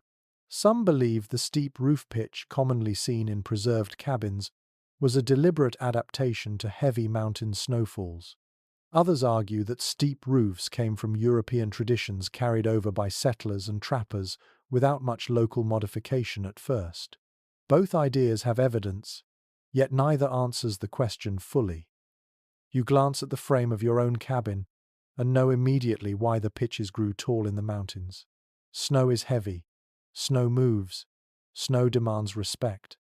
When the notches are finished, you brush wood flakes from your coat and rise to your feet. You hoist the first long beam and rest one end against the top of the cabin wall. Climbing cautiously onto the lower logs, you lift the other end until it spans the width of the cabin. The beam settles into its carved groove with a firm, satisfying sound. You test its stability by pressing your weight against it. It holds. You place the second beam beside it, then step back to study their alignment. They angle upward cleanly, forming the first lines of a steep roof.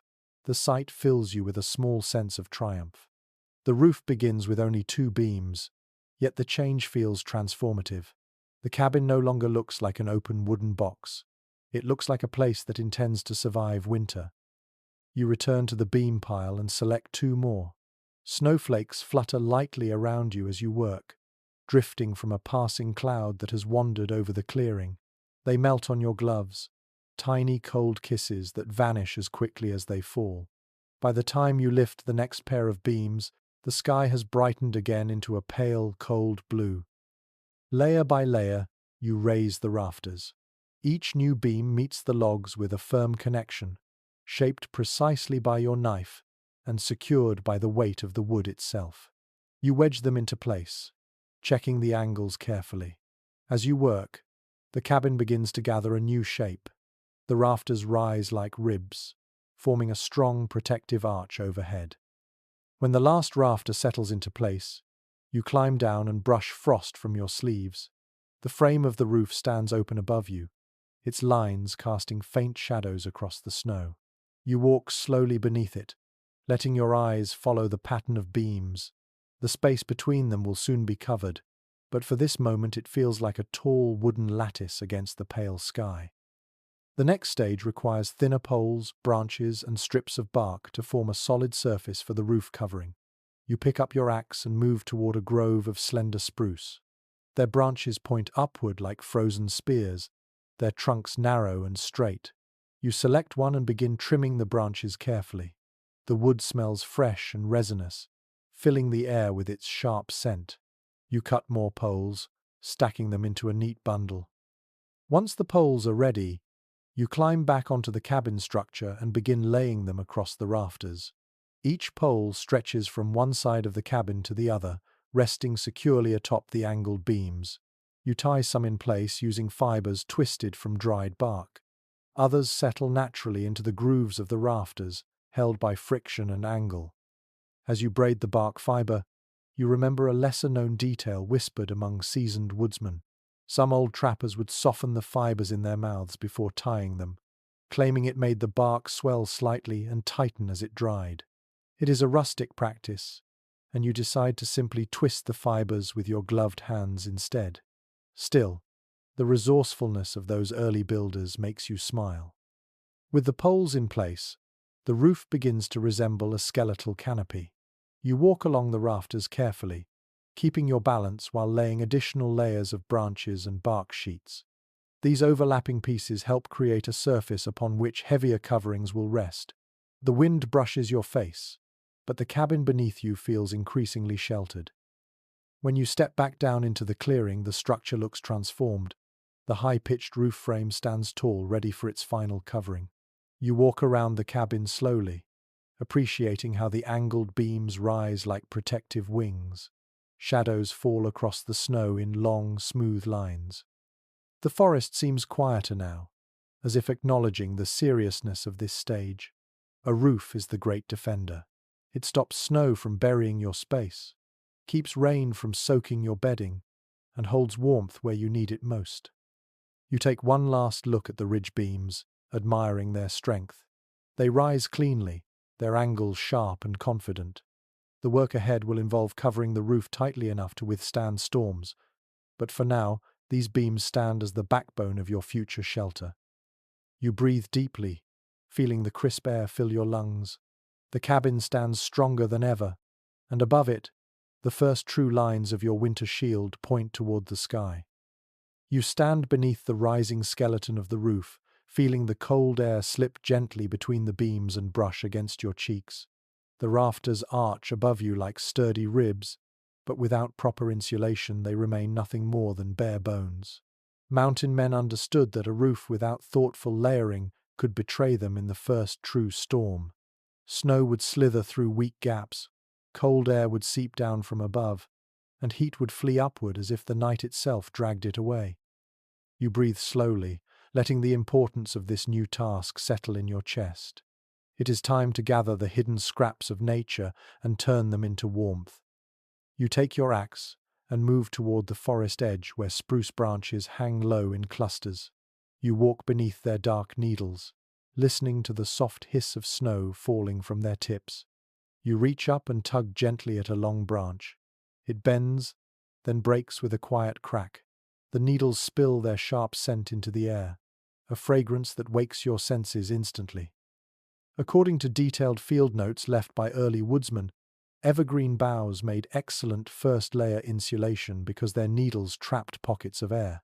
Those pockets slowed heat loss and prevented cold drafts from weaving downward. You collect armfuls of spruce boughs, stacking them in tidy bundles. Their tips brush your coat, leaving faint trails of sap on the fabric. The scent of resin lingers pleasantly behind you as you return to the cabin. You lift the first bundle and climb carefully onto the rafters. The wood creaks faintly beneath your boots, but the structure holds steady. You kneel and begin laying the boughs across the poles, overlapping them like feathers. Each layer hides the gaps of the one beneath it. The needles rustle softly as you work, creating a soothing whisper that mingles with your breath. You press the boughs firmly, adjusting angles so the branches lie smooth and flush against the roof frame. When one slips out of place, you tuck it deeper, weaving its end under another branch. This creates a living net of greenery, all working together to keep the cabin warm. As you crawl across the rafters, you remember a quiet detail shared in old winter storytelling circles. Some trappers claimed you could tell when your roof was well insulated if a squirrel refused to steal your boughs. If a squirrel dared to take them, it meant your construction was too inviting for wildlife. The idea seems humorous, yet as you glance at the nearby branches, you half expect a curious squirrel to appear. None do. You smile faintly, taking it as a good sign. When the first layer covers the entire roof frame, you climb down and step back to inspect your work. The spruce boughs create a textured, natural mat that softens the harsh lines of the rafters.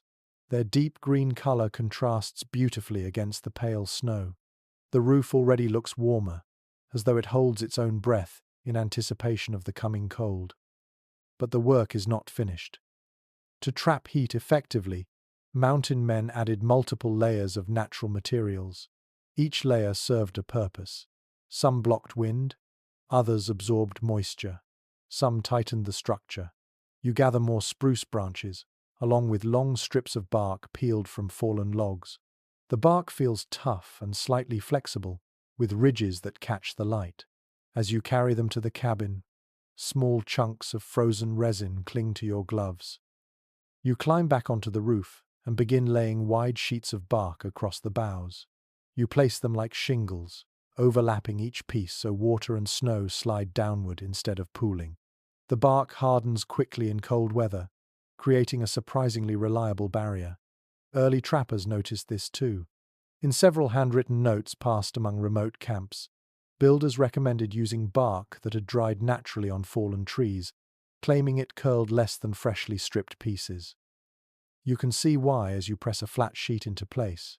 It sits neatly, ready to hold strong through winter storms. As you place more bark, you hear a faint tapping deeper in the woods, perhaps a woodpecker searching for insects, perhaps ice cracking on a distant branch. The sound echoes gently across the clearing. You pause to listen, letting the stillness settle comfortably around you. The forest holds its breath while you work, watching with silent patience. You tie the bark sheets down using narrow strips of flexible root and dried grass braided together. The fiber winds tightly around the rafters, binding the bark snugly to the roof's frame. Your hands move quickly now, weaving and tying with practiced efficiency. The cold air pinches your fingertips, urging you to work even faster. As you secure the final sheets, your mind drifts to a topic often examined by scholars studying primitive architecture. They discuss whether early cabin builders intentionally aimed for layered insulation systems or simply added materials until the structure felt warm. Evidence remains scattered. Some cabins show careful layering, others look more haphazard. You lean toward the idea that necessity shaped their methods. When the cold threatened, people expanded their creativity without worrying who would analyze their work centuries later. You clamber down from the roof once more and gather the final set of materials. Dead grass bundled into thick knots, strips of animal hide trimmed from older pelts, and tufts of dried cattail fluff gathered near the frozen stream. Each plays a role in finishing your roof, sealing the tiny gaps that bark and branches leave behind. You climb the cabin again and crouch low, pushing the grass into narrow spaces where light still filters through. The grass forms dense mats, perfect for insulation. You press the cattail fluff into even smaller gaps. The soft fibers expand slightly as they settle, filling cracks that might otherwise invite the winter wind. As you work, a soft snowfall begins drifting down from a pale cloud above. The flakes land on your coat, melting slowly as your body stays warm from the effort. You take your time with the hide strips. These weather-resistant pieces help protect the roof's ridge where water and snow gather most easily. You stretch each strip across the upper beams and tie it securely. The hides lie flush against the bark, creating a final protective barrier. In some remote winter settlements, elders used to say that well-placed hides kept the soul of the roof from leaking away. You chuckle at the thought, but cannot deny how useful they are. By the time you finish tying the last knot, your legs feel tight from crouching on the angled beams. You climb down carefully, your boots making soft, muted thuds against the logs. When you stand at the base of the cabin and look upward, the roof appears full and strong, layered with natural textures that blend gracefully into the wilderness around you. The green of spruce branches peeks out beneath the bark, the grass fibers close off tiny cracks, and the hide straps create clean, dark lines along the ridge. You step backward into the clearing, snow crunching softly beneath your feet. The cabin looks more complete than ever. No longer a fragile frame exposed to the sky, it now stands with a sheltering top, sturdy enough to shrug off the first storm and strong enough to bear the heavy snows of deep winter. You let out a long, steady breath, watching the mist rise slowly. The roof you built today carries the memory of every branch, every strip of bark, every fiber woven into place. It is a patchwork of effort and instinct, much like the work of the mountain men before you. You brush your gloves together, scattering bits of bark dust into the air. The cabin waits quietly, ready for the next steps. Its voice may be silent, but its presence feels warmer already. And now, for the first time, It begins to resemble a true home beneath the winter sky. You walk slowly toward the cabin's entrance, or rather the gap where the entrance will soon be. Snow shifts softly beneath your boots as you approach the unfinished threshold.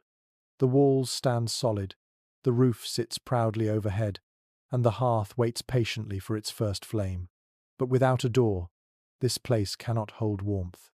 A doorway open to the winter air is an invitation for cold to roll inside, like an uninvited guest settling by the fire you worked so hard to build. Mountain men understood this deeply. Even the simplest shelter needed a dependable door, one that kept heat inside and danger outside. You step through the opening, letting your fingers trace the edges of the logs forming the frame. The wood feels cold and firm, a reminder that every part of this structure has endured the breath of winter before becoming part of your home. You stand in the doorway and imagine a wooden door swinging inward, creaking slightly, closing tightly with a hand-carved latch.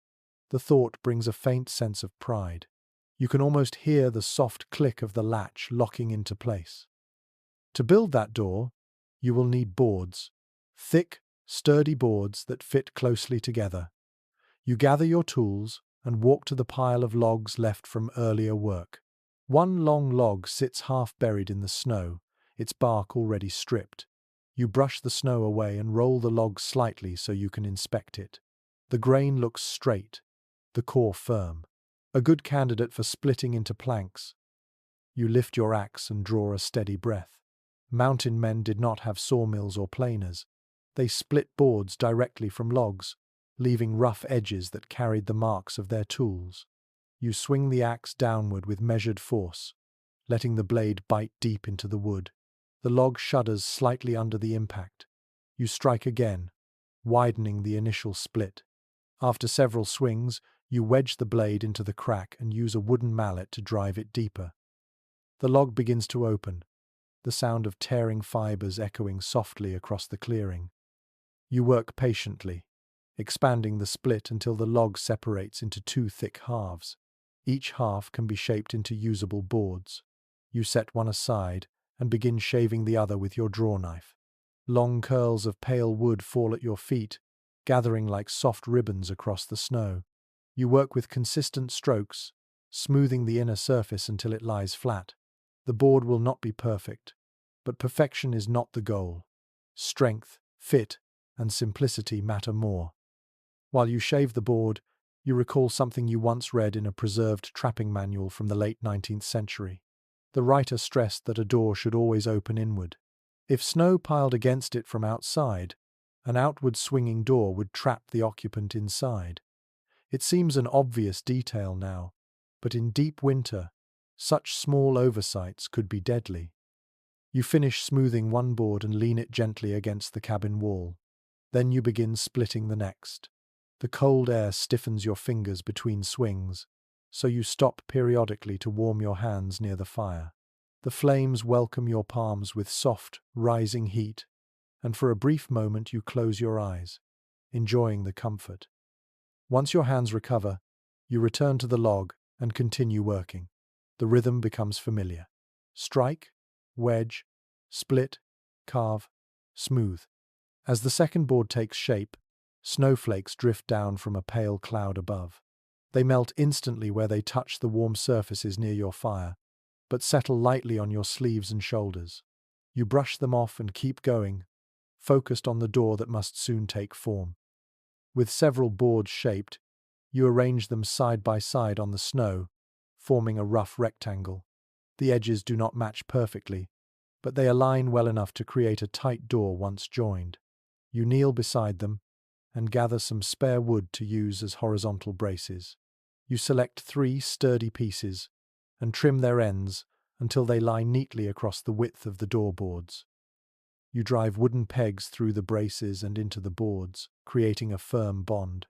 As you hammer each peg into place, the boards pull together, tightening until they hold as one solid piece. The door grows heavier with each step, becoming something that feels grounded and real beneath your hands. A quiet memory surfaces as you work, An old mountain anecdote describes how some trappers carved tiny symbols or initials into their doors. A simple mark of ownership, a way to remind themselves that even in the vast wilderness, something belonged to them. You glance at the clean surface of the door and decide you will carve your own mark later, once everything is finished. Now comes the latch. Mountain men often crafted latches from small, curved branches or leftover pieces of scrap wood. You choose a sturdy piece of pine and carve it until it resembles a smooth, rounded handle. Then you shape a second piece for the latch bar, trimming it carefully so it pivots easily on a wooden peg. You fasten the handle to the interior side of the door, securing it with two small pegs. Then you attach the latch bar using a thicker peg, allowing it to swing freely. When you lift the latch and let it fall, it clicks lightly against the wood. The sound is soft but pleasing, like a whisper of readiness. Now you must create hinges. In the absence of metal, mountain men relied on simple wooden hinges that functioned surprisingly well. You carve a pair of sturdy hinge blocks from leftover timber and shape-matching slots in the door frame. Each hinge piece must interlock with its partner, allowing the door to swing smoothly. You work slowly, testing each hinge block before fastening it. When everything fits, you lift the heavy door by its edge and carry it toward the entrance. The weight challenges your grip, but you brace it against your knee and slide it into position. Snow shifts beneath your boots as you adjust the alignment. You press the hinges into their slots, tapping them gently with your mallet. They settle into place with a muted thud. The moment feels strangely ceremonial. You grasp the door by its handle and ease it forward. It swings slowly inward, scraping lightly against the snow. You close it fully. The latch falls into place with a clean wooden click. The cabin darkens slightly inside, shielded from the open sky. For the first time, the space feels enclosed. You pull the door open again and examine the fit. A narrow strip of cold air sneaks through the lower edge, but that can be sealed later with moss or hide. You test the door repeatedly, opening and closing it at different angles. Each time, it moves with steady resistance, a sign that the hinges hold firm. The sound of the latch clicking becomes the new heartbeat of your cabin. You listen to it with a quiet smile, letting the satisfaction sink in. The door is simple, rough, and uneven in places, but it is yours. It transforms the cabin from a drafty shell into a true dwelling, capable of keeping the winter winds at bay. You step outside into the clearing and close the door behind you. The sound is soft but distinct. The cabin now stands with a voice, a gentle wooden exhale that signals strength and shelter.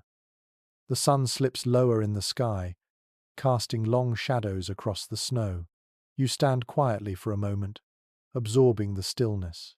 Inside the cabin, warmth will soon gather. Outside, the world becomes colder with every breath of wind. You place your hand on the door's rough surface and feel the grain beneath your glove. This door will protect you. It will guard your nights, your fire, your dreams. In the mountain wilderness, that is no small gift. You step back, letting the door settle into its frame, ready to face the winter that waits patiently beyond the trees. You step inside the cabin again, letting the new wooden door settle behind you with a quiet thump. The interior feels dim but sheltered, the kind of dimness that hints at warmth rather than darkness. Your boots press into the uneven layer of snow that still covers the floor. Here, inside these rising walls, you can feel the cold travel upward from the ground more intensely than anywhere else. It wraps around your ankles, snakes through your boots, and settles deep into your bones. Mountain men knew this sensation all too well. A poorly insulated floor could drain heat faster than a cracked wall or a leaky roof. You stand still for a moment, letting the chill serve as your reminder of what must come next. The floor needs to change. You kneel and scoop a handful of snow from the cabin floor, watching it crumble into crystals against your glove. Your breath drifts across it in a thin ribbon. The ground beneath is frozen hard, as unyielding as stone. You take your shovel and begin clearing the snow layer by layer. The scrape of metal on ice creates a steady rhythm, echoing off the wooden walls. With every shovel full you toss aside, the dark earth reveals itself a little more. Soon the cabin's interior feels like a shallow excavation site.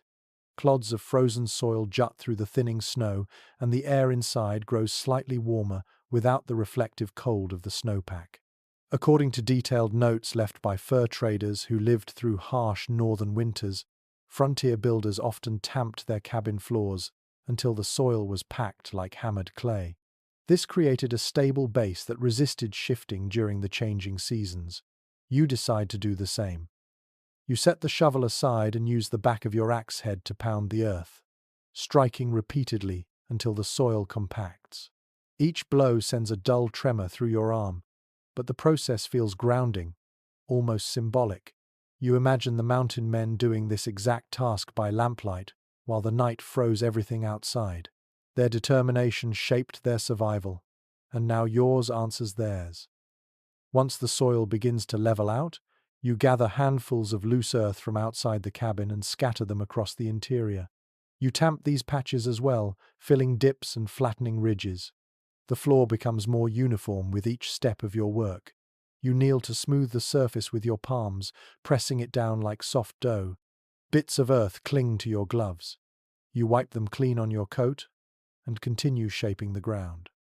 But a tamped earth floor alone would still radiate winter cold. The mountain men understood this instinctively, so they added layers that trapped heat. Some used mats of woven grass, others laid spruce boughs, and many spread hides across the ground to create a barrier between their bodies and the frozen earth. You rise and step outside the cabin, searching for the materials that will become your own foundation of warmth. Near the tree line, tall golden grasses poke through the snow in stiff, delicate clumps. You bend down and gather several handfuls, snapping the stalks cleanly near the base. The dry grass rustles softly in your grip. You collect more, piling bundle after bundle into your arms. When your load grows too full, you drop it beside the cabin entrance and return for another round. When you have enough to cover the entire floor, you step inside and shake out the bundles. The grass falls in long threads that spread naturally across the packed soil. You kneel and begin arranging the stalks evenly. As you work, you remember a small detail often mentioned in winter survival stories. Some long-forgotten trappers believed that grass gathered after the first frost contained a special toughness that resisted mildew. Whether the claim holds any truth is uncertain, yet as you sort through the stalks you notice how crisp and firm they feel. You add more grass, layering it until the earth begins to disappear beneath a woven yellow mat. Your fingers brush across the surface, feeling its softness. This layer will block much of the cold, but you know it is only the beginning. Mountain homes often used multiple layers to counter winter's reach. You step outside again and walk toward a cluster of fallen logs where strips of bark lie half buried beneath snow. You peel back the snow and lift one long sheet. It feels stiff but flexible. You gather several more pieces, selecting those with wide, flat surfaces. When you return to the cabin, you lay the bark strips atop the grass. Their curved shapes fit together like puzzle pieces, forming a rustic mosaic of browns and greys. The bark adds structure, preventing your foot from sinking too deeply into the softer grass layer. The room grows darker as clouds slide across the sky outside. The dimness makes the space feel more enclosed, more intimate. You continue adjusting the bark pieces, pressing them down until they rest snugly against each other. Your movements slow slightly as the fatigue of the day begins to whisper through your muscles. Then you remember the hides. You walk to your pack and pull out the folded animal skins you have been carrying since the start of your journey. Thick, warm and supple, they hold the faint scent of smoke and tanned leather. Mountain men prized hides as portable insulation. They used them for bedding, clothing and flooring. A well-placed hide could transform a frigid corner into a welcoming place to sit or sleep. You unfold the first hide and spread it across the bark. It drapes beautifully, settling into the small dips and angles beneath. You smooth the surface with your hand, feeling its warmth even through your glove. You lay another hide beside it, then another, creating a broad, continuous layer. This time, as you step across the floor, the cold no longer surges sharply through your boots. A muted sensation replaces it, as if the winter air has retreated a few steps. You crouch low and rest your palm against the hides. They feel almost warm compared to the icy soil you worked on earlier. A quiet satisfaction warms your chest. To complete the insulation, you add a final touch.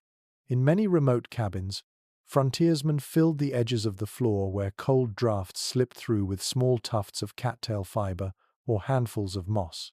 You gather some of the leftover moss and tuck it gently along the base of the walls. The soft green cushions press neatly into the cracks, sealing the last remaining points where cold might sneak in. When you finish, you stand slowly and let your gaze sweep across the interior.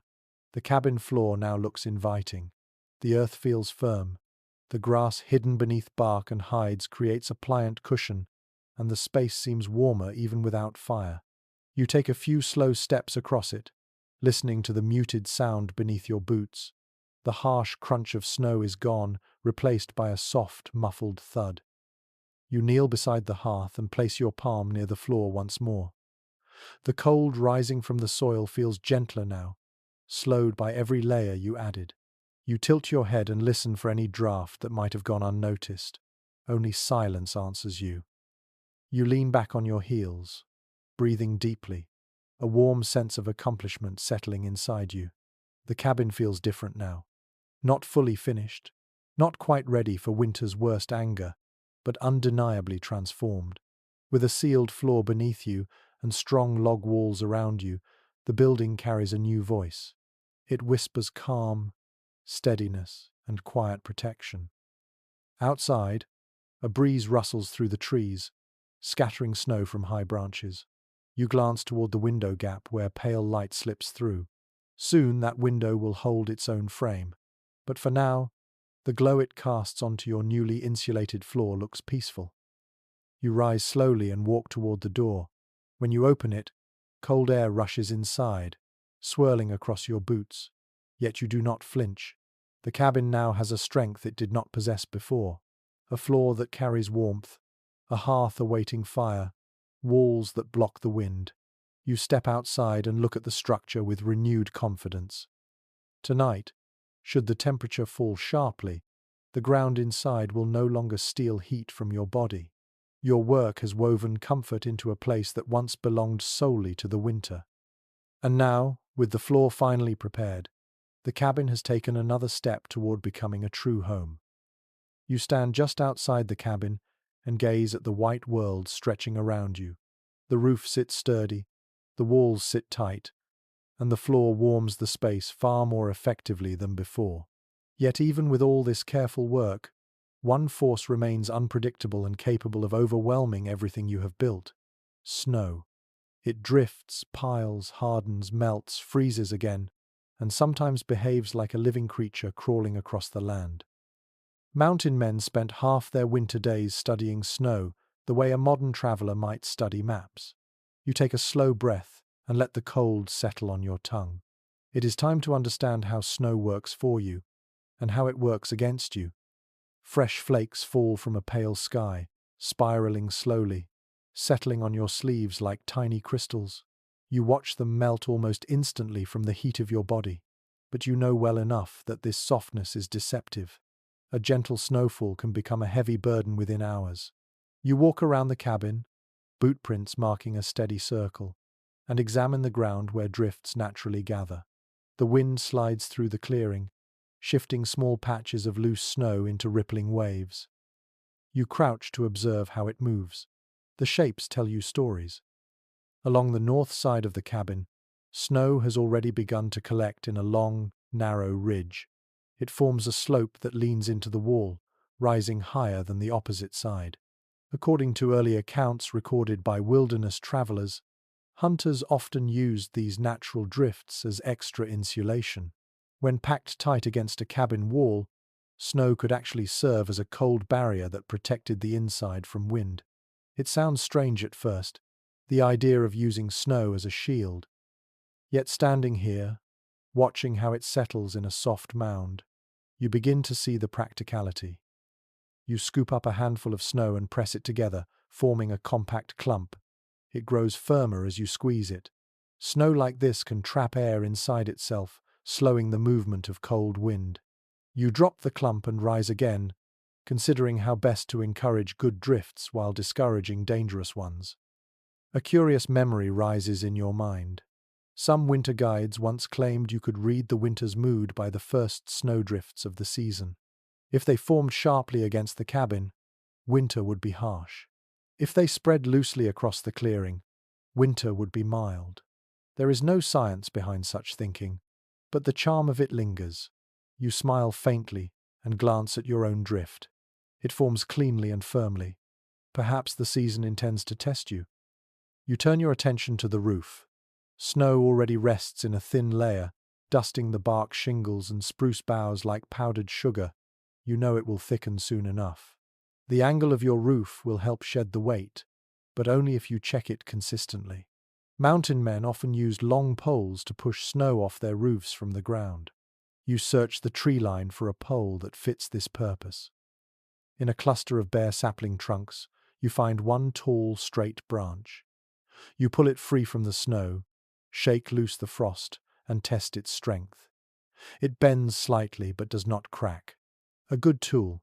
You rest one end of the pole against the roof and give a gentle push. Loose snow slides down, tumbling softly at your feet. You keep clearing until the roof looks clean again. Though the snow falls lightly now, the skies of winter can change in minutes. You have already seen clouds drift above this clearing in brooding grey masses earlier in the season.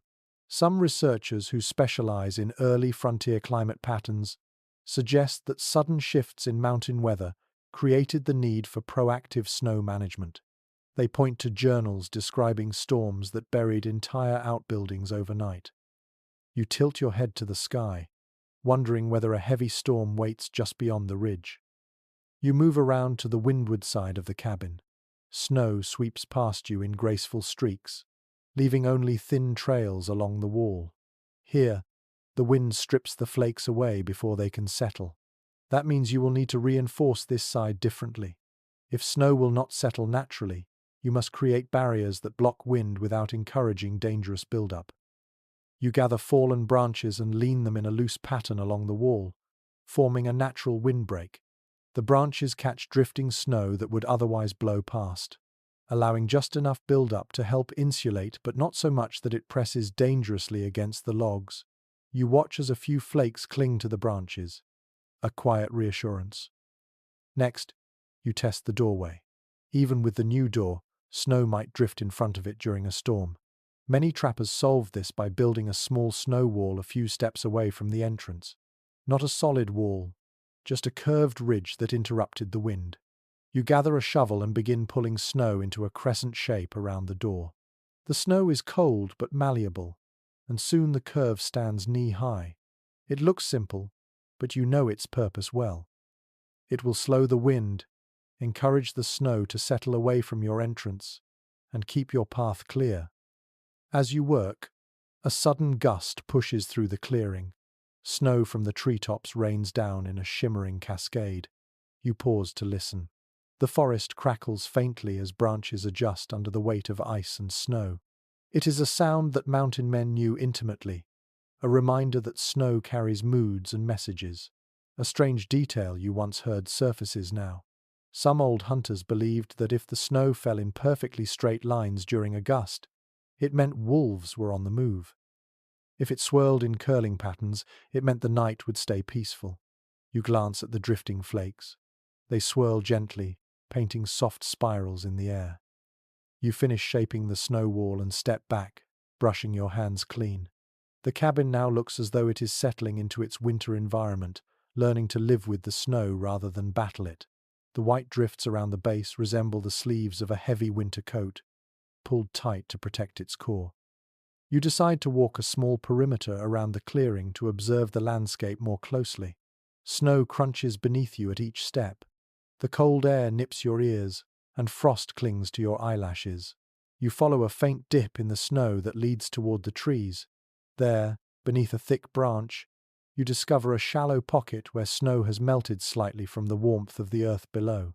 This pocket could become a hazard if a heavy snow load collapses into it. You take your shovel and fill in the cavity, packing the snow firmly until the ground lies level again. A packed surface prevents sudden collapses and helps distribute snow weight more evenly. Practical adjustments like this kept many cabins from sinking or shifting during deep winter. You walk back toward the cabin, feeling a growing sense of understanding. Snow is not only a force to manage, it is also a material you can shape, a creature you can guide, and sometimes a quiet ally. You stand near the hearth wall and look up at your roof again. Snowflakes drift across it delicately, settling without threat. You step inside once more and close the door behind you. The space feels quieter now, buffered on the outside by the work you have done. You sense the difference instantly. No sharp cold rushes through the floor. No loud drafts whirl through the gaps. The cabin feels settled in its snowy surroundings. You walk across the insulated floor and stand near the hearth.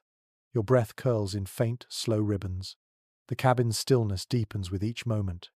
You rest your hand against the wall, feeling how the wood holds its calm. Outside, the world remains cold, white, and open. Inside, the first hints of protection gather like warm thoughts waiting for a fire. Snow continues to fall softly across the clearing, but now it lands on a home that understands its behavior. And you, standing in the quiet shelter you shaped with your hands, feel the confidence of someone who can read winter like a familiar story. You move toward the hearth again, feeling the chill curl upward from the unlit stonework. The cabin stands strong now, with its roof layered and the walls sealed tight, but there is one challenge that can undo all your careful work if ignored: the smoke path. A fire burns warm, but if the smoke cannot rise and escape properly, the cabin becomes a choking box of fumes. Mountain men learned quickly that tending the draft inside a winter cabin was as important as tending the fire itself. You kneel beside the stone hearth and run your hands along its edges, imagining the invisible currents that will soon flow through this space. You stand and walk outside, studying the back wall where the chimney must rise. The stones you stacked earlier form a solid base, but now you need the chimney's throat and crown. You gather a set of small and medium stones, testing each one in your palm. Some feel gritty and dependable. Others feel fragile, likely to crack in repeated heat. You choose the sturdy ones, dropping them gently beside the hearth. In the journals of early fur traders, there are mentions of how a well-designed chimney could pull smoke cleanly upward, even during storms. One writer described spending hours adjusting the angle of stones until the draft responded the way he wanted. You think of that now, as you kneel and begin shaping the inner throat of your chimney. The first step is to narrow the space just above the hearth. You place 2 long stones on either side of the opening, angling them slightly inward. Then you stack smaller stones atop them, one by one, testing the way the air flows each time you add a layer. You strike flint briefly to produce a small flame, watching how its smoke rises. The smoke drifts upward in a slow, wavering ribbon before fading into the cold air. That is good, but not yet certain. You adjust another stone, tipping it a hair's breadth inward, then another. You test again.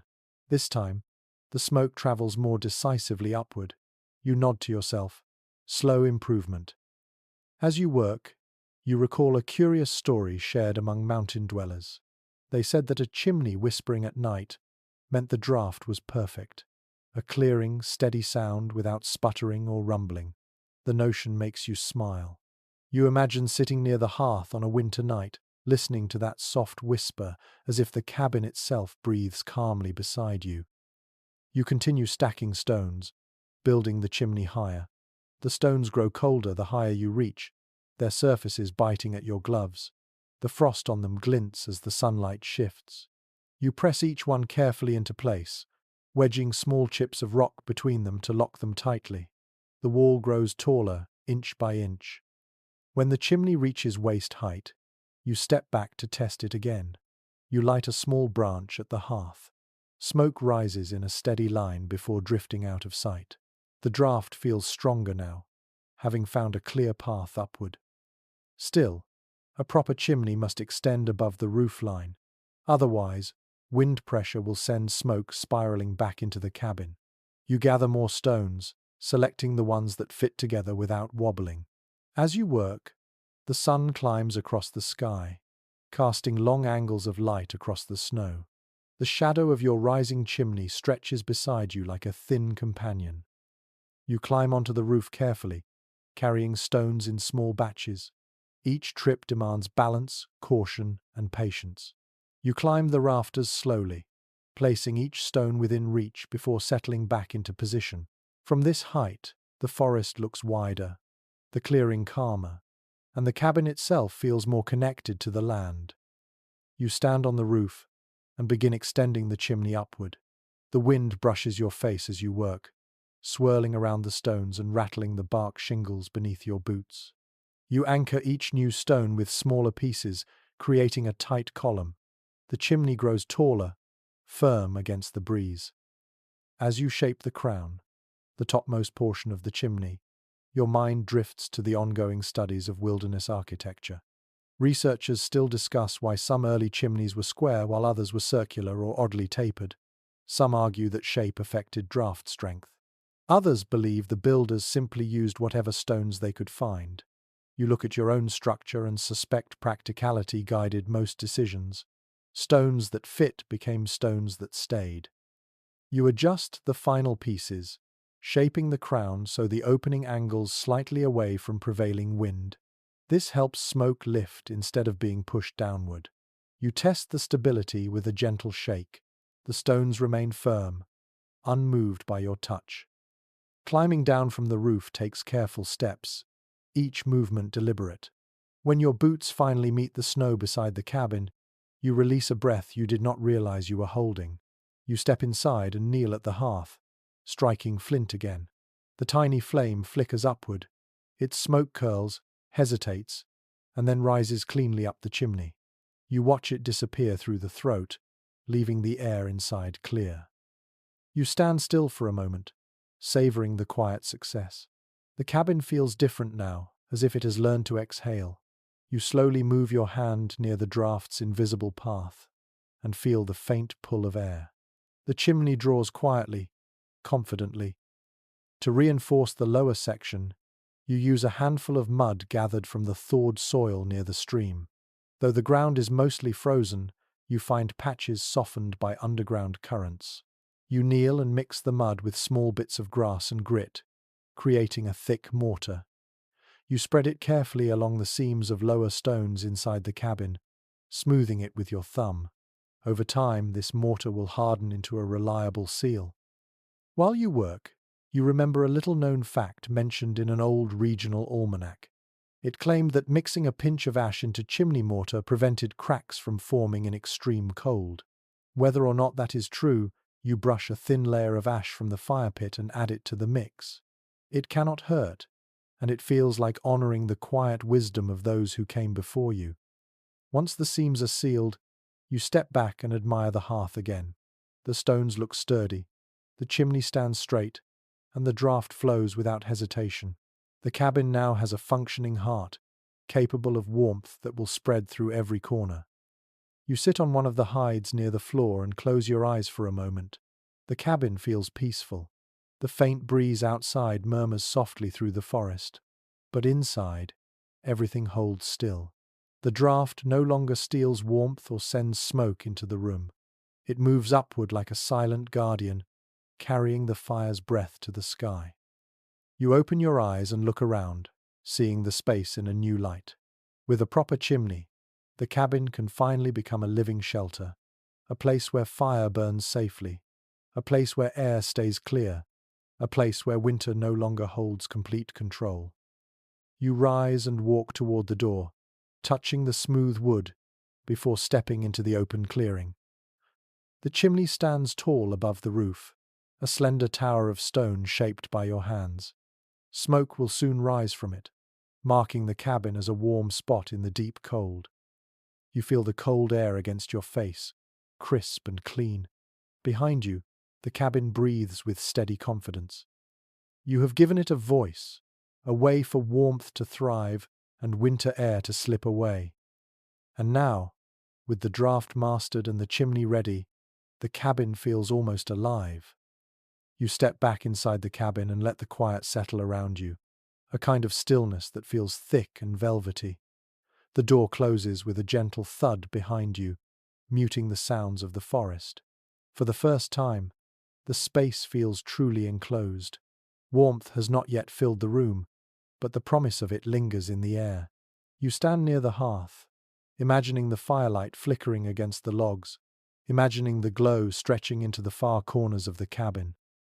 Yet even with sturdy walls, a strong roof, and a finished chimney, winter nights here have their own personality. They hum with strange noises, soft pulses, low murmurs that weave through the darkness and catch even seasoned mountain men off guard. You move deeper into the cabin, wondering what those sounds will be like tonight. You settle onto one of the hides on the floor and listen. At first, there is nothing but your own breathing. Then, slowly, the forest begins speaking again through the cabin walls. A faint groan from a distant tree drifting under the weight of ice. A sharp crack in the forest somewhere beyond the clearing. A rustle of snow sliding down a branch. These noises come softly, layered like delicate threads. They remind you that even while you rest, the wilderness continues shifting, adjusting, surviving. According to detailed field writings from early trappers, the first winter night spent in a new cabin often brought a mixture of pride and unease. Pride, because the shelter finally stood firm. Unease, because the wilderness outside seemed to press its ear against the logs, listening. You feel that sensation now. Not fear, just awareness. The cabin stands, but the world beyond it stands too. You hear the wind begin to rise. It brushes along the roof with a low hum, slipping across the bark shingles and spruce boughs. The sound reminds you of water flowing in a narrow channel. You tilt your head and close your eyes, letting the sound create a calm rhythm. Wind like this can be comforting if the cabin holds strong. It becomes a kind of lullaby, steady and predictable. The next sound comes from somewhere deeper in the woods, a distant howl, soft yet unmistakable. You open your eyes. Wolves. The sound rings long, drifting across the snow like a silver thread. It fades, then another responds from farther away. The wolves call to one another, their voices rising and falling in gentle arcs. Many early mountain journals mention nights exactly like this, when wolves sang beneath a moonlit sky. The writers often describe the sound as both eerie and beautiful. You understand that now. It does not threaten you. It simply belongs to the night. You lean your back against the wall and listen to the layers unfold. The wind hums above. The wolves call in the distance. The trees creak and groan softly. And beneath all of it, the cabin itself makes tiny sounds. The logs expand and contract with the cold, releasing faint pops or soft sighs. A curious detail from frontier folklore comes to mind. Some old trappers believed that a cabin's first night noises were signs of the structure settling into its new purpose. If the pops were sharp and frequent, it meant the logs approved of the warmth to come. If the sounds were few, the cabin needed time to adjust. There is no real truth to it, of course, but the thought brings a faint smile to your lips. You rise to your feet and walk to the door. You crack it open slightly, letting in a thin stream of cold air. Outside the clearing, the sky glows faintly with the reflection of moonlight on snow. Shadows stretch across the ground in gentle patterns. The breath of the forest feels alive, moving around the trees as if tracing old, familiar paths. You step outside and stand on the threshold, feeling the cold kiss your face. The wind carries strange whispers at night. Not voices, not warnings, just the shifting sound of winter rearranging itself. A rhythmic tapping catches your attention. You turn toward the far trees. The sound repeats, slow and hollow. It might be a branch striking another branch in the wind, or perhaps a piece of frozen bark dislodging itself rhythmically. You listen carefully. The tapping reminds you of a detail from a mountain lore collection. It described how some woodsmen interpreted such tapping as a sign of temperature changes. Rapid tapping meant rising cold. Slow tapping meant warming air. The idea has no scientific proof, yet as you stand in the doorway, you find yourself wondering which direction the temperature is heading. You close the door gently and return to the center of the cabin. The hides on the floor muffle your steps, creating a soft, comfortable silence. You sit again and let the atmosphere wrap around you. Night sounds create a landscape of their own, one that stretches beyond the logs but feels just as real. This is the world mountain men lived in every evening, whether sitting beside a fire or drifting into sleep. The cabin seems to breathe with you. Every sound outside passes through the wood and becomes part of the night's story. You imagine winter storms sweeping across the mountains. Imagine how the wind might scream against the walls. Some scholars exploring old frontier letters argue that the psychological strain of winter nights might have shaped how often mountain men reinforced their shelters. Others suggest that the solitude itself created heightened sensitivity to sound. You cannot say which interpretation is closer to the truth, but you know this. A winter night holds many voices. You lie back on the hide and stare upward at the shadowy ceiling of beams. The faint moonlight slipping through the window gap creates soft silver shapes above you. You close your eyes again. The wolves call once more distant now. The wind deepens into a stronger hum. A quiet crack travels through the logs overhead. These sounds become a slow, soothing cadence.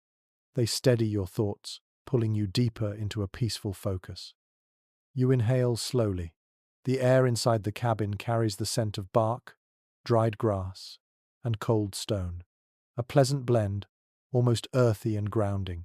You imagine how it will smell once a fire burns in the hearth, filling the room with smoke and warmth and the faint sweetness of resin. That future smell feels as real as the present moment. You sit up again and place your hand against the wall. The logs feel cool but reliable. You think of how many winter nights mountain men spent just like this, listening to the outside world move around them. They learned to recognize the distant crunch of snow under an animal's paws, the shifting snap of ice in the river, the sigh of cold air slipping through tree limbs. These sounds guided them, reassured them, and kept them alert in the darkness. A soft thud catches your attention. It is small, almost insignificant, probably a clump of snow falling from a branch onto the roof. You wait for another. It comes, a faint pat against the bark. Then silence again. The roof holds steady, shedding the weight as it should. You feel a deep, growing comfort. The cabin does not resist the night sounds. It blends with them. The structure and the wilderness exist in a quiet harmony. This night is not hostile. It is simply alive. You let yourself sink onto the hides once more, the floor warm beneath you. The forest continues its chorus in gentle waves. The roof sighs softly. And you, wrapped in this new shelter, feel the serenity of winter settling into your chest. These are the night sounds of the wild. And tonight, they belong to you just as much as they belong to the mountains. You rise slowly from the floor, stretching your arms until the muscles warm beneath your coat. The night sounds drift softly outside, but your thoughts turn toward another challenge that mountain men confronted long before the worst storms arrived: food storage. In a landscape ruled by frost, food can freeze solid within hours. Meat becomes hard as stone, fat loses its pliancy, and vegetables, if you have any, turn brittle. You step toward the door and open it just a sliver. A cold ribbon of air slips across your face. This is the kind of cold that keeps things fresh, yes, but only if you learn how to use it. You step into the clearing and breathe in the crisp morning air. The sky above glows faintly with the pale color of dawn. Frost clings to every branch, every rock, every small tuft of grass that still stands above the snow. As your boots crunch through the fresh powder, you take in the vast stillness and think about the mountain men who walked through similar mornings, carrying packs full of meat they had to protect from animals, thieves, and the stubborn grip of the winter itself. You make your way toward the edge of the trees where a small mound of snow covers the earth. Beneath that mound lies a shallow pit you dug the day before, a simple storage hole designed to take advantage of the natural refrigeration of the frozen soil. According to several surviving frontier records, trappers often stored their supplies underground, not to keep them cold but to keep them from freezing too quickly. A deep freeze made food harder to portion, cook, or even pry apart with a knife. You brush the snow aside and kneel, lifting the layer of pine boughs that hides the pit. Cold air billows upward, carrying the sharp scent of frozen soil. Inside the pit, wrapped in hide, lies a small bundle of dried meat. You lift it carefully, feeling its weight. It remains firm, but not rock solid. Good. The pit is doing its job. As you inspect the bundle, a faint detail from oral frontier stories comes to mind. Some old woodsman insisted that burying meat alongside certain evergreen branches kept scavengers away because of the strong resin scent. Whether true or not, the scent rising from your storage pit is crisp and sharp enough to sting your nose. You cover the pit again and move deeper into the forest, searching for a place to build a larger cache. Mountain men built caches in different ways. Some raised their supplies in high wooden platforms to protect them from wolves and bears.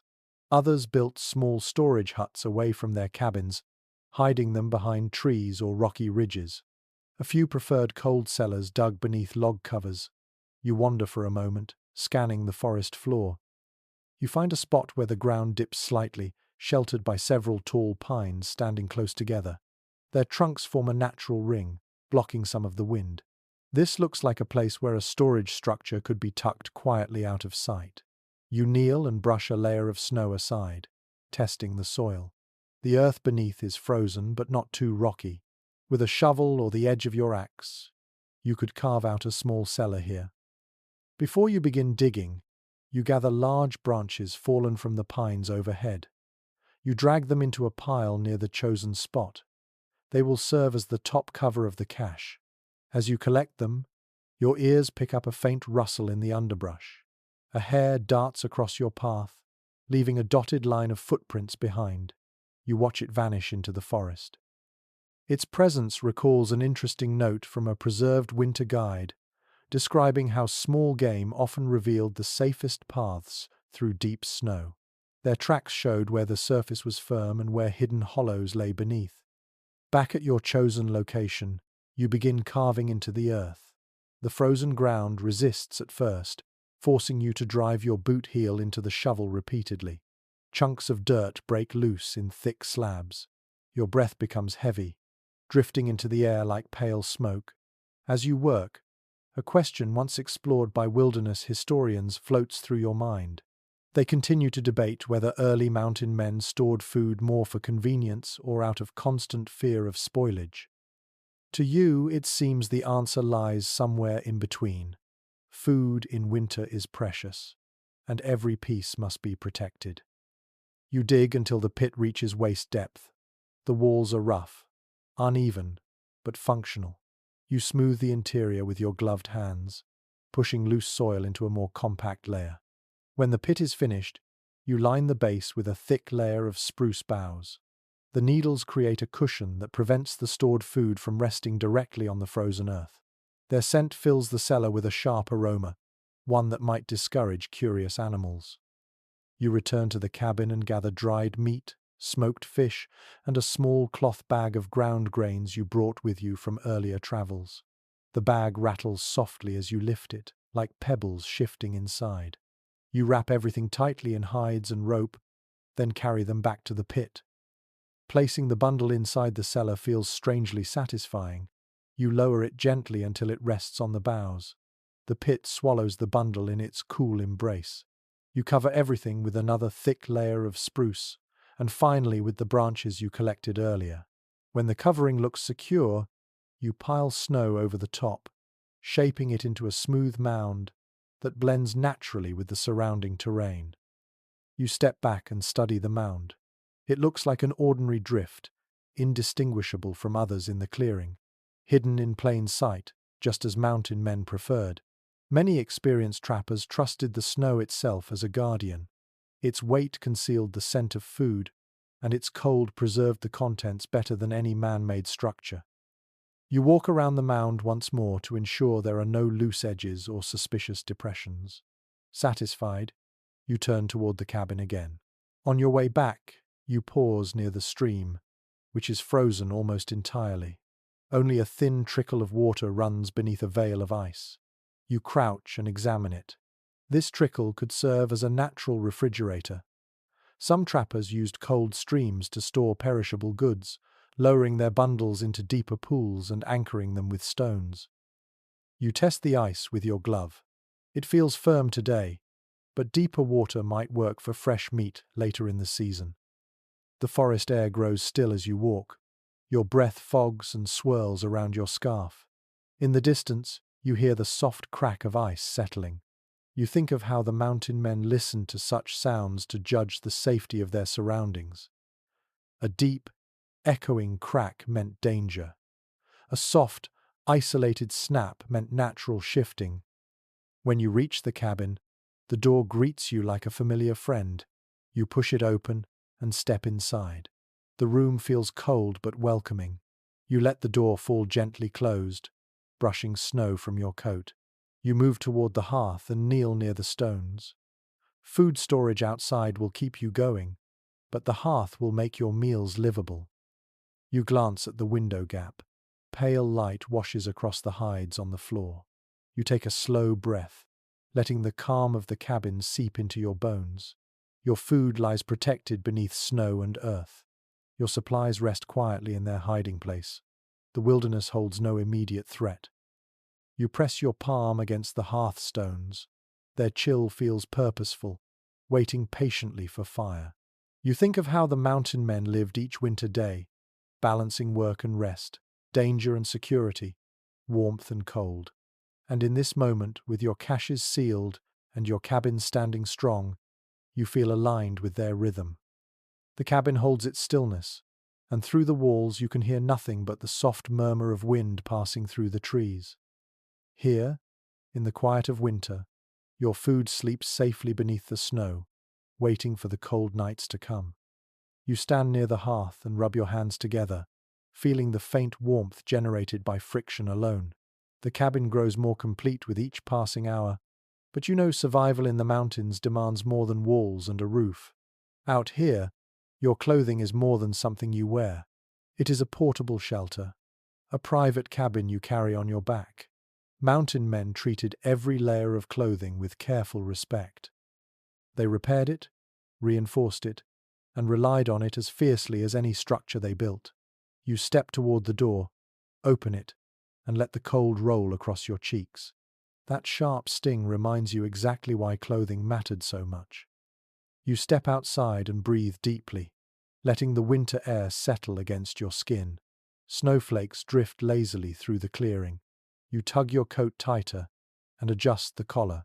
Even with your modern instincts, you can feel how a poorly chosen garment could turn a simple walk into a dangerous one. Mountain men learned from experience, from mistakes, and sometimes from hard lessons carved into their bones. You move toward the line of trees near the edge of the clearing. Hung over a low branch rests a strip of animal hide you cleaned the night before. Its surface glows faintly under the muted daylight, grain-textured and supple.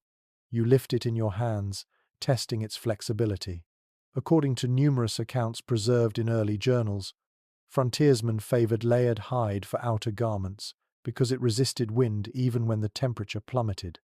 The hide feels almost warm despite the cold air. You take the hide inside the cabin and lay it across a smooth log. Working with your knife, you begin trimming the edges. Thin curls of leather fall at your feet.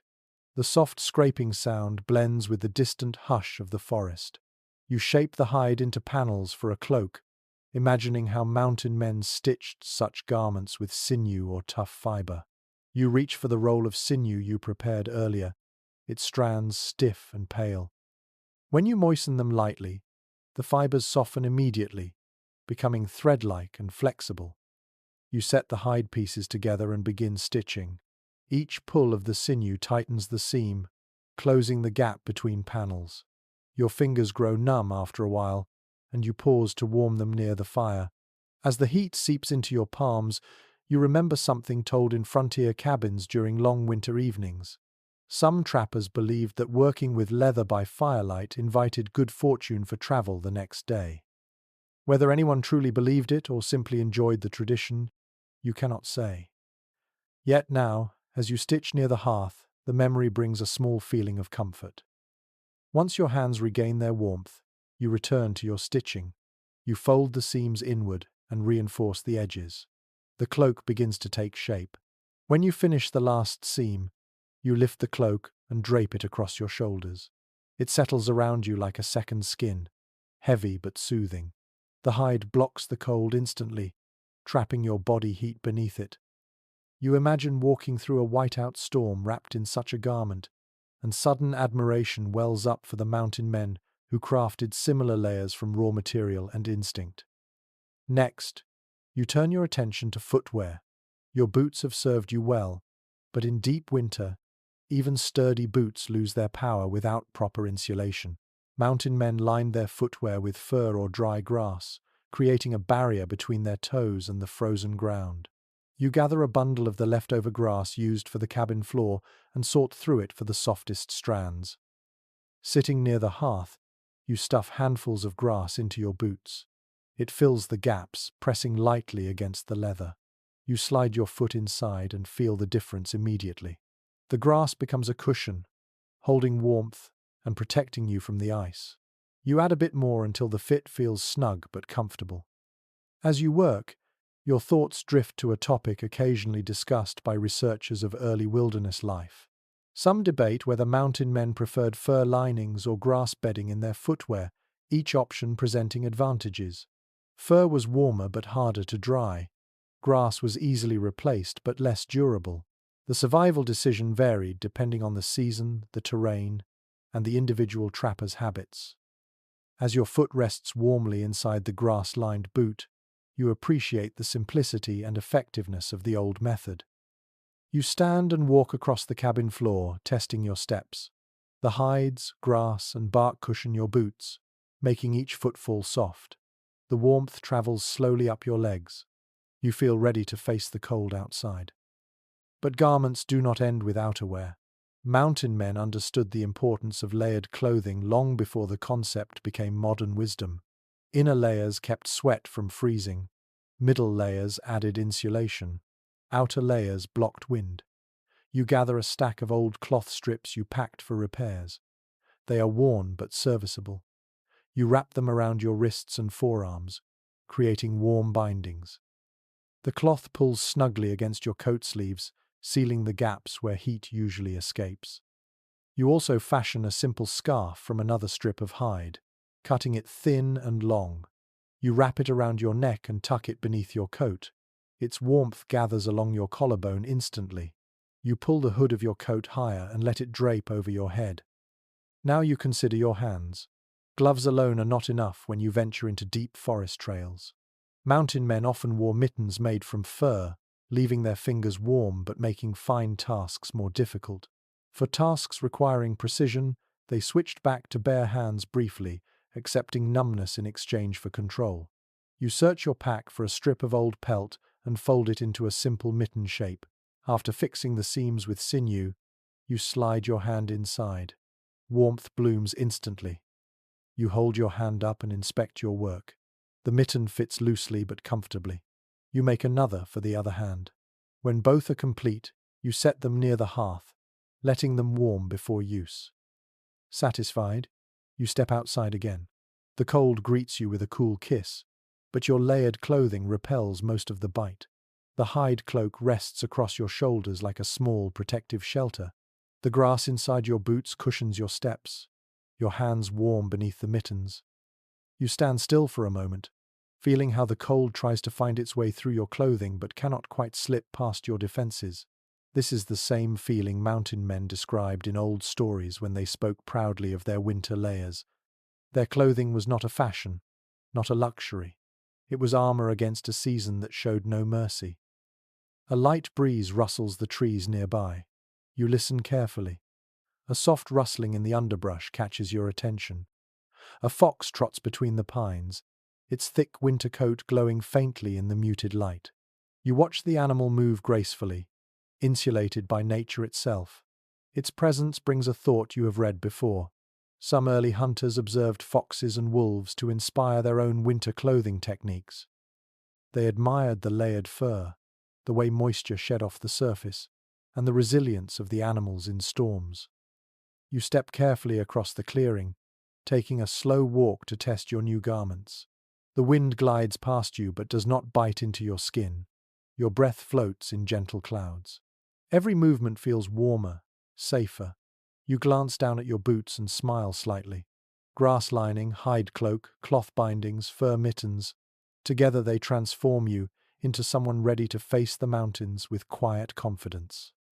When you return to the cabin, you step inside and close the door behind you.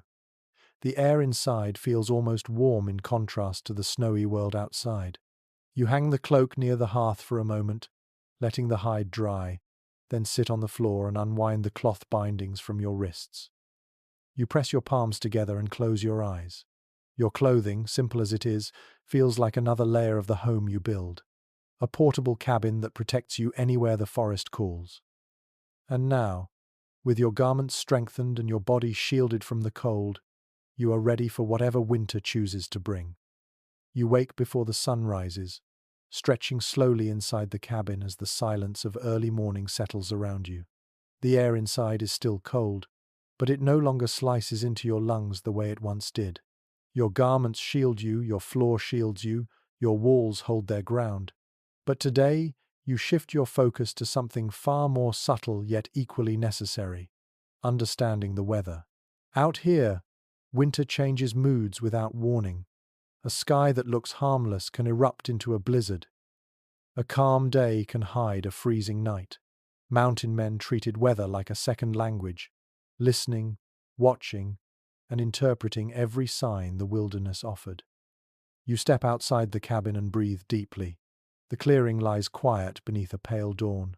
Frost crystals glisten on every surface, catching the faintest hints of early light. The cold feels different today, sharper and more direct. You narrow your eyes and glance toward the horizon. Thin clouds smear across the sky in long strokes, almost like brush marks. According to notes meticulously written in old trapping journals, clouds stretched into long, flat shapes often signaled a coming shift in wind. It might bring warmth. It might bring a storm. Nothing out here is certain. You walk toward the tree line and pause beneath a tall spruce. The needles tremble slightly. The wind pushes in from the west in short bursts, not steady but pulsing. You hold your gloved hand out, letting the breeze touch your fingertips. Its rhythm feels too irregular for comfort. Something is shifting above the mountains. As you continue forward, you hear a distant cracking sound, sharp and echoing. It could be a branch shedding its icy weight. It could be the forest adjusting, but you pay attention to it. Mountain men learn that strange noises during calm weather often foreshadowed temperature drops. When cold air flows down from high ridges, the sudden pressure shift can make trees pop like distant gunshots. You reach the frozen stream and crouch beside it. The ice glimmers in soft blue hues. You run your glove lightly across the surface and listen. A deep, muted groan rises from the frozen water. Not a threatening sound, just a reminder that the freeze grows thicker. In some fragments of early winter lore, trappers claimed you could predict the week's weather by the tone of a frozen creek. A high ringing meant warming air. A low groan meant deeper cold ahead. You listen closely. The sound sits low, resonant, almost sleepy. Cold is coming. You rise again, watching your breath expand in the morning gloom. You scan the snow around you. The surface has changed overnight. The top layer looks smoother, shinier, as if it melted slightly the previous day and froze again. This thin crust forms when the air undergoes subtle warming followed by a quick drop. It makes traveling easier in some moments, but can also trap heat beneath the layer and create sudden soft patches. A small shape darts across your path. A squirrel leaps from one tree to another, chattering loudly. Its movements feel restless. You follow it with your eyes, noticing how it dives into a stash of pine cones, digs out a few, and carries them quickly into a hollow in the tree. The little creature moves with urgency, stuffing its winter pantry as if time grows short. In journals passed along between early settlers, there are descriptions of how animals often gave the earliest warnings of incoming storms. If they gathered food too quickly or stayed unusually still, a dramatic shift in weather often followed. You press your hands together, warming them through friction again. The cold creeps in with a steady persistence. You glance at the sky once more. The clouds have thickened since sunrise. Their edges look softer, blurred. Not storm clouds yet, but certainly messengers of change. You walk back toward the clearing, listening to the faint crunch of snow underfoot. As you near the cabin, you pause to study the treetops. They sway slightly, but not in unison. Some lean westward, others barely move. This uneven movement suggests swirling winds high above, the kind that often herald unpredictable weather. It reminds you of a debate some natural historians still explore today: whether frontier inhabitants truly predicted storms by watching the oscillation of treetops, or whether they simply convinced themselves they could. The varied accounts make the truth difficult to pin down, but as you stand here, watching the uneven sway, you suspect the old builders were paying closer attention than most give them credit for. You enter the cabin again and sit near the hearth, running your fingers along a smooth stone. Your mind wanders to another sign the mountain men used, the snow's voice. Yes, snow has a voice. When it squeaks loudly underfoot, it often means the air is very cold and dry. When it crunches softly, temperatures hover near freezing. When it feels spongy or silent, a storm can be hiding just beyond the horizon. You step on the floor of snow you tracked in earlier. The sound is crisp, not squeaky, not soft. It suggests the air sits near the threshold of shifting. You stand and open the door once more. The wind has changed again. The air pushes against your face in a long, steady breath. No more short bursts. A shift from pulsing to steady pressure often signals a front approaching from the higher elevations. You lift your face, close your eyes, and let the air wash across your skin. The cold feels heavier now, almost weighted. It hints at snow. A pale bird flies overhead, gliding low.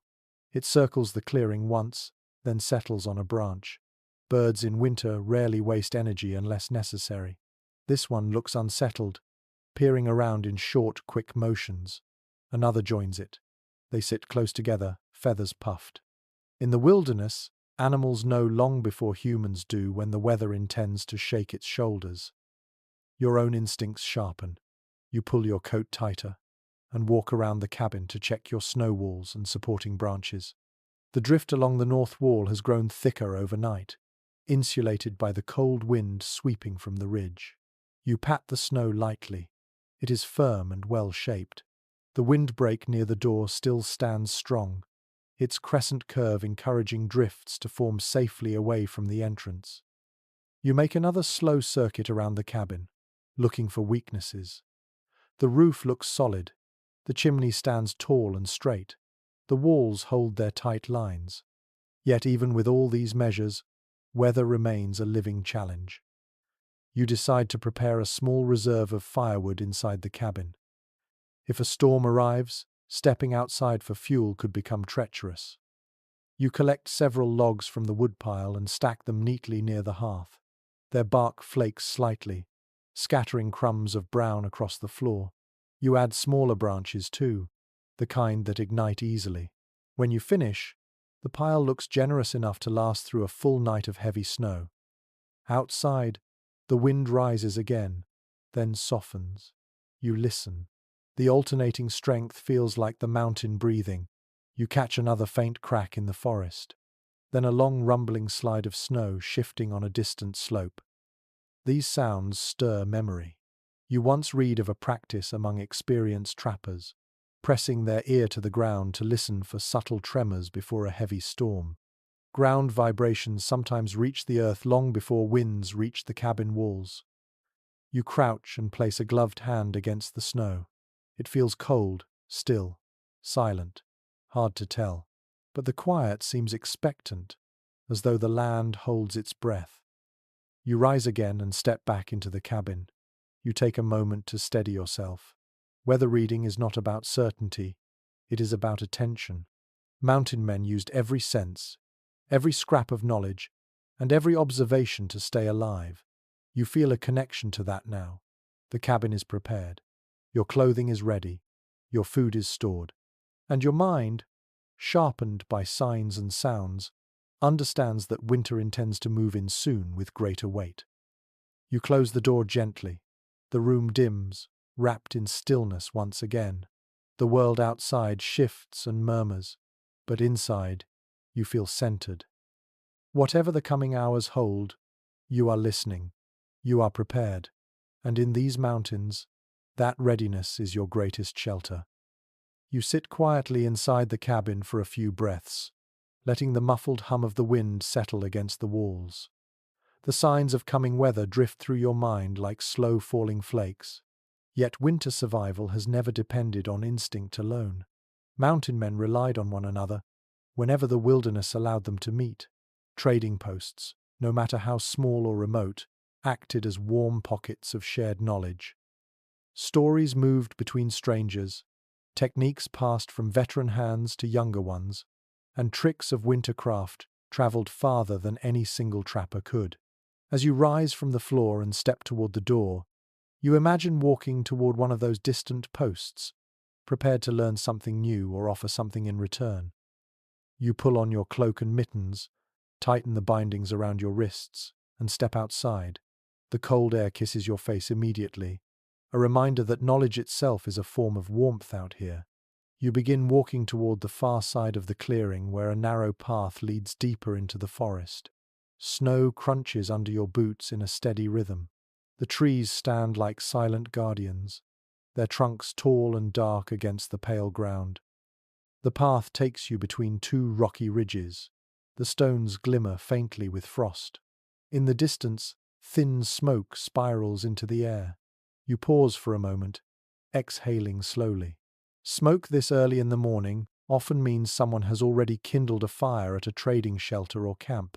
You walk a little faster, feeling curiosity stir in your chest. As you approach the small outpost, you notice a simple wooden lean-to built against a broad tree. A fire burns inside, its glow flickering softly. A few figures move around it, bundled in heavy coats and fur-lined hoods. When they notice your approach, one of them raises a hand in greeting. You step inside the circle of warmth. The fire crackles, sending cinders upward in lazy spirals. The smell of wood smoke wraps around you like a cloak. One of the travelers nods toward you and gestures for you to sit. You lower yourself onto a rough stump near the flames, letting the heat seep into your legs. According to detailed accounts preserved in old fur company records, these trading gatherings often served as informal winter classrooms. Men shared knowledge freely because doing so meant more of them survived. You smile as one of the strangers offers you a small tin cup of warm broth. You accept it gratefully and take a slow sip. The warmth spreads through your chest. The first traveler speaks, telling you about a nearby ridge where deep snow collects dangerously after heavy storms. He explains how he learned to recognize the early signs of shifting snow by the tone of the wind as it sweeps across open ground. You listen closely, storing his words like flint sparks.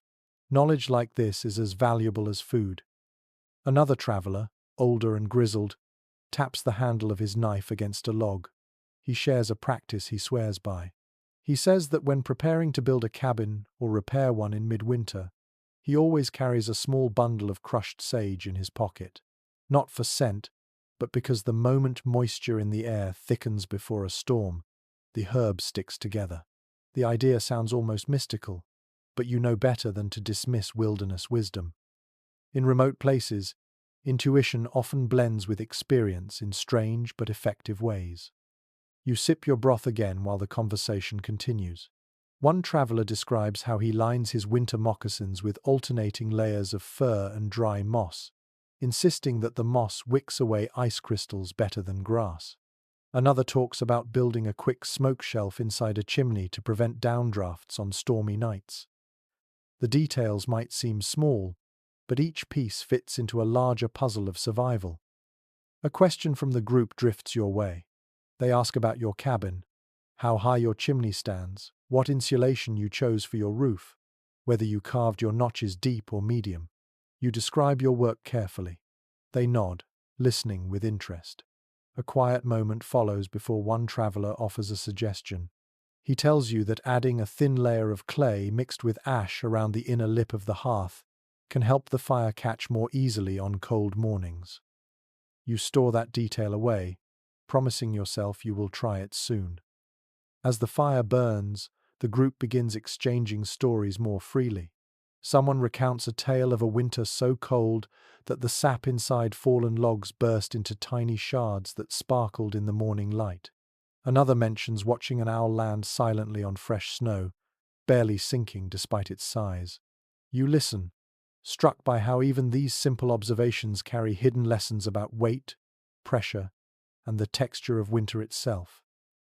As the hours pass, you find yourself reflecting on something scholars still debate when studying frontier life. Some argue that these trading posts acted mainly as places of commerce.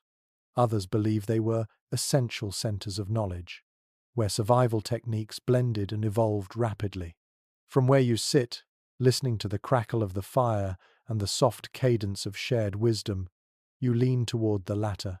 This exchange feels like the beating heart of mountain life.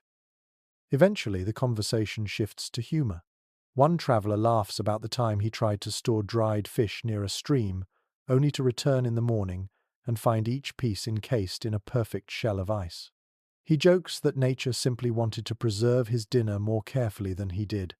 Another tells a playful story about a friend who claimed he could predict storms by how loudly his beard crackled with frost. The group chuckles softly, the sound warm and human against the cold silence outside. When the fire burns low, you stand and thank the travelers for their company. You feel lighter in spirit than when you arrived. The cold no longer presses as sharply against your bones. You say your goodbyes and step back into the clearing. The wind brushes softly across your face as though welcoming you back. The walk home feels shorter than before. With every step, you turn over the wisdom shared at the fire. Climate signs, construction tricks, clothing lore, hidden dangers of snow, and the quiet art of reading the wilderness. These details transform your understanding of the land. They turn survival into something more graceful, more intuitive. When your cabin comes into view, you pause for a moment. The smoke of the trading fire still clings faintly to your cloak, blending with the cold air around you. You step inside and close the door gently.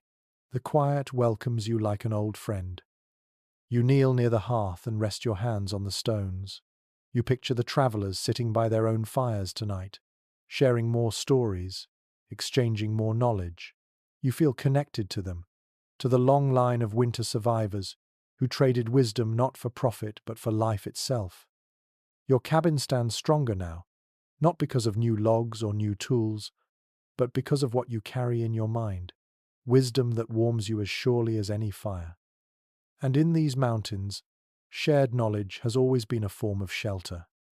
You step back from the hearth, letting the warmth of the earlier conversations linger in the air. The quiet returns slowly, settling around you like snowflakes landing on still water. But knowledge alone cannot keep a cabin standing through the long stretch of winter. Storms will come. Wind will seep through cracks you missed. Snow will fall in heavy sheets that challenge your roof. And even the strongest shelters will need unexpected repairs. Mountain men knew this with absolute certainty. They built sturdy homes, but they also built themselves into problem solvers.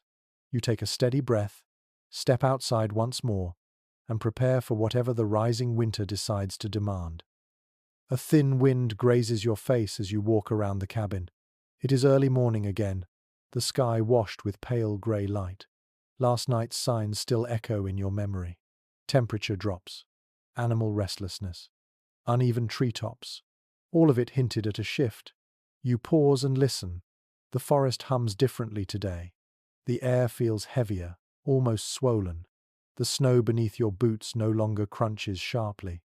It feels muted, softer.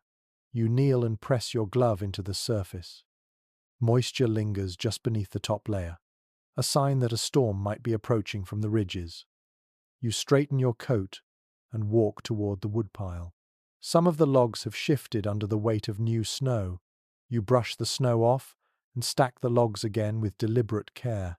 As you do, you recall something preserved in a wilderness guide compiled from early trappers' letters. They often kept half their firewood inside the cabin, but the other half outside in a tidy stack. If a storm blocked the door or buried part of the cabin, the exterior pile could still be reached from another direction. You nod to yourself and divide your firewood evenly, moving a few logs to the backside of the cabin where wind seldom gathers. The wind picks up as you finish stacking the wood. It slips through the trees in long, wavering sighs. A low groan echoes from somewhere deeper in the forest. You turn sharply. It sounds like a heavy branch shifting under ice. The noise grows louder, then stops abruptly. You scan the tree line until you see a limb sheathe itself in snow and snap free from its trunk. It drops soundlessly into the drifts below. You step closer, watching how the snow swallows it. These fallen branches serve as warnings. Their sudden drop often means that ice buildup has reached a dangerous point. The roof must be checked before the storm strengthens. You walk to the cabin and lift your pole, the same one you have been using to clear snow.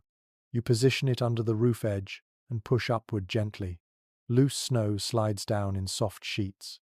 You clear the entire front edge, then move to the back.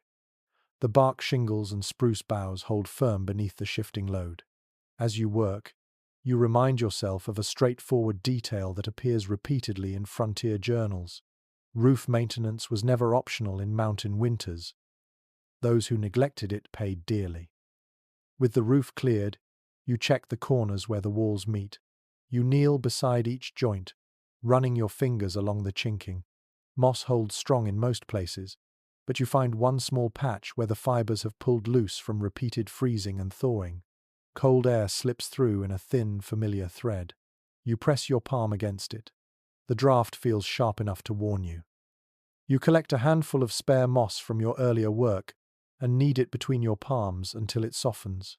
Then you press it firmly into the gap, pushing it deep with the back of your knife handle. The moss expands slightly, filling the crack with fresh insulation. You wipe a streak of sap from your glove and smile faintly. Even small repairs like this can mark the difference between a warm night and a miserable one. You circle to the opposite corner and check again. A small piece of bark used during chinking has shifted. You fix it, securing it with a thin sliver of wood that you press firmly into place. The cold wind tries to slip through, but the new patch holds. A sudden gust stirs the clearing, sweeping across the snow in swirling patterns. You glance up as a cloud of fine powder lifts from the ridge and sparkles in the muted light. The wind whistles through the narrow branches, singing a tune that feels sharper than before. You know this sound. It often appears before heavy snowfall. In one early wilderness diary, a trapper described this whistling wind as a messenger of deceiving calm. Gentle at first, it would rise into a fierce gale without warning. You continue around the cabin, checking each timber, each corner notch, each section of the wall. As you pass the chimney, you pause and run your glove along the stones. They feel cold but stable. Still, you crouch to inspect the mortar. Tiny cracks form in the upper layers where the night frost has pressed against the stone. They are not wide, but if left alone, they can widen quickly in a storm. You gather a small batch of the clay and ash mixture you used earlier and apply it carefully, smoothing it over the cracks with your thumb. The forest grows quieter as you work. Even the birds retreat deeper into the trees, leaving only faint traces of movement. The silence reminds you of a story repeated often in mountain cabins. Some hunters claimed that when birds stop calling, the mountains hold their breath. A storm, they said, walks silently before it roars. You straighten slowly, glancing at the sky, and feel a subtle tension in the air that echoes the old tale. Inside the cabin again, you take a moment to warm your hands by striking a small flame. The air grows a little warmer, and the tiny spark comforts you before fading. Repairs outside are done for now. But one final task remains, an extra layer of reinforcement around the most exposed wall. You collect several long branches, still flexible despite the cold. You lean them against the north wall, forming a lattice pattern. Snow begins to cling to them immediately. This extra layer will help break the wind and reduce the direct force on the logs. Mountain men often built such makeshift barriers during storm seasons, shaping them to resemble small wooden shields. Once the lattice stands firm, you step back and observe the cabin. It looks grounded, as though braced to face something that has not yet arrived. The clearing darkens slightly as clouds thicken overhead. You return to the door, pull it open, and step inside. The warmth of your floor insulation greets your boots. The walls stand quiet. The hearthstones wait calmly for flame. You hang your mittens near the fire pit, knowing they will need to be dry if the storm grows fierce. You take a slow breath and listen. Outside, the wind changes its voice. It shifts from a soft sigh to a low, steady breath, the kind that presses against the trees and warns hikers to seek cover. You close the door gently and latch it. In the dim interior, the quiet feels heavier. It has weight, meaning, presence. You sit on the floor, resting your hands on your knees, and reflect on everything you have done today. The repairs, the reinforcements, the careful listening. Mountain men lived by such vigilance. They did not fear winter. They prepared for it constantly. And now, as wind begins to hum louder across the clearing, you feel ready. Should the storm arrive in the next hour or linger until nightfall, your cabin stands strong, your walls are sealed, your chimney is sound, your roof is cleared, your wood is stacked, and your instincts, sharpened by the whispers of the forest, tell you that you have done everything in your power. The storm will come. It always does. But you will meet it inside a shelter built with patience, strengthened by wisdom, and repaired with your own careful hands.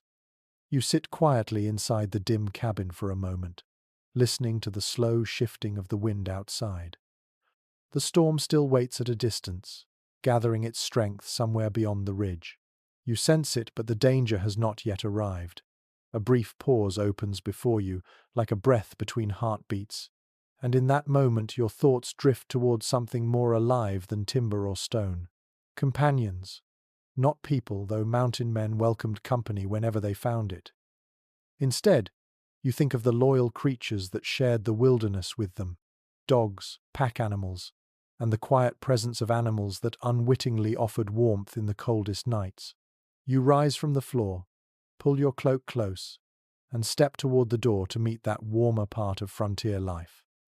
You step outside, and the clearing greets you with crisp air and soft snow underfoot. The breeze holds a faint smell of pine and smoke drifting from your chimney. As you walk toward the edge of the trees, you whistle softly. A moment later, a familiar shape trots into view. A dog, thick-furred, sturdy, and wide-pawed for winter travel. The animal approaches with an eager wag of its tail, almost smiling in the way some dogs do. You kneel and run your hand along its back. The fur is cold on the surface but warm underneath, a small furnace wrapped in rough winter cloth. According to well-preserved writings from early trappers, dogs served as more than companions. They warned of prowling predators, carried light supplies, tracked wounded game, and offered warmth on nights so cold that a fire alone could not keep a man alive. Some accounts describe dogs curling beside their owners on frigid evenings, becoming living blankets that breathed warmth into frozen cabins. You feel that warmth now as the dog presses lightly against your knee. You stand and the dog follows you back toward the cabin. Inside, you sit near the hearth and pat the hide beside you. The dog settles into place, circling once before lying down. Its breath flows in quiet rhythms that blend with the muted hum of wind around the chimney. You watch steam drift upward from its warm fur as the cold melts away. The cabin suddenly feels less empty. Another memory returns from stories collected among frontier families. Some woodsmen spoke fondly of pack animals that refused to wander far from camp when storms approached. Horses and mules, they said, behaved strangely before severe weather. They stamped the ground more often, paced in tight circles, or shook their heads in restless warning. You think of the lone trading horse you once spotted near the ridge, how its ears twitched constantly, how it shifted its weight repeatedly before settling. Animals seem to hear the mountain's breath in ways humans cannot. You rise quietly and open the door again to let fresh air in. The dog lifts its head, nose twitching. Its ears stand tall. It sniffs the cold breeze with careful attention. You watch closely. Animals notice details you often overlook. Some modern researchers still discuss whether frontier people truly used animal behavior as a formal weather guide, or if they simply trusted long observation. The debate continues, but from your own experience, you suspect the truth lies in watching quietly and learning slowly. Your dog steps outside with you and stands at your side. The forest holds new sounds now. A distant crack echoes through the trees, sharper than before. The dog tilts its head and emits a low rumble deep in its throat. Not fear, just alertness. You place your hand gently on its side. The fur feels thick beneath your glove. You walk with the dog toward the edge of the clearing. Snow clings to the branches above, weighing them down until they bend toward the ground. A squirrel darts across the snow, chattering loudly. The dog watches it for a moment before returning its gaze to the forest. You sense something in the air too, a faint heaviness, a stillness that feels almost thoughtful. A curious fragment of winter lore surfaces in your mind. Some mountain men believed that dogs could see spirits in the trees when the snow grew very deep. It is a fanciful idea, more superstition than truth, yet it speaks to how intertwined human and animal lives became in the wilderness. You glance at your dog now, watching the way it scans the forest. Its eyes shine with awareness, not fear. It reads the world with instincts honed by countless days spent in winter. You kneel again and check the dog's paws. Snow sticks between the pads, forming tiny clumps that can freeze into painful shards if ignored. You brush them away gently. Many old frontier letters mention how dogs needed as much care as humans did in winter. Frozen paws, brittle fur, and hunger could weaken them quickly. In return for that care, the animals offered loyalty that no coin could buy. The dog licks your hand once, then presses its shoulder lightly against your leg. You stand and lead it back toward the cabin. Inside, you sit near the hearth again and let the dog settle beside you. The warmth growing between you feels like another layer of insulation, a warmth no fire can fully replace. You consider how mountain men often slept beside their dogs during winter expeditions. The animals curled close, sharing heat beneath blankets or hides. Their breathing created a soft rhythm that eased the edge of loneliness. Some accounts even describe trappers waking to find frost collected on a dog's outer fur while its inner layers stayed warm. You stroke your dog's back and feel the same layered heat. You rise to prepare a small meal of broth and dried meat. The dog lifts its head expectantly. You offer a portion, setting it near the hide. The animal eats with quiet gratitude, tail thumping softly. When finished, it settles again and rests its chin on your boot. As you watch the fireless hearth, you imagine lighting it soon. The dog beside you will likely shift closer, choosing the warmest patch of floor. Animals instinctively know how to conserve energy. They move little during storms, breathe more slowly, and sleep deeply. Watching them can teach you how to survive in the same calm, measured way. A soft tapping at the window gap draws your attention. Snow begins to fall again. Each flake sticks momentarily to the hide curtain before sliding down. The dog lifts its head, ears pointed. You look out. The clouds thicken across the sky, flattening into a heavy sheet. You close the window cover and sit once more beside your companion. The cabin feels smaller in a comforting way. The smell of hide, dried grass, cold air, and warm fur blend softly in the space. The dog sighs and stretches, pressing its back closer to you. You cannot help but reflect on how essential animal companionship has been across the history of winter survival. Horses carried heavy loads through deep snow. Mules plowed through difficult trails. Dogs alerted sleepers to approaching predators or strangers, and every creature provided warmth simply by being present. You place your hand on the dog's side again. Its breathing deepens as it drifts towards sleep. You feel the warmth radiating through your glove, a steady reminder that you are not alone in this quiet winter world. Outside, the wind presses gently against the cabin. Inside, the presence of your companion fills the silence with a reassuring calm. And as the first flakes of the coming storm whisper across the roof, you realize that warmth comes from more than fire, more than walls, more than hides. Sometimes, it comes from life itself. You sit beside your four-legged companion for a long moment, feeling the quiet pulse of warmth radiating through its thick fur. But winter has more than cold and storms to test you. It has a way of reaching into the body itself, slipping past layers of hide and wool. You know well that even the hardiest mountain men were not immune to the silent challenges of the season. Frostbite, chills, coughs that echo in the ribs, cuts that heal slowly in the cold. Inside these wooden walls, you must be your own healer. You rise slowly, stretch your back, and glance toward the corner where your small bundle of herbs and simple tools lies waiting. The dog watches you briefly, then returns to its restful curl as you step across the hide-layered floor. You kneel beside the bundle and untie the rope.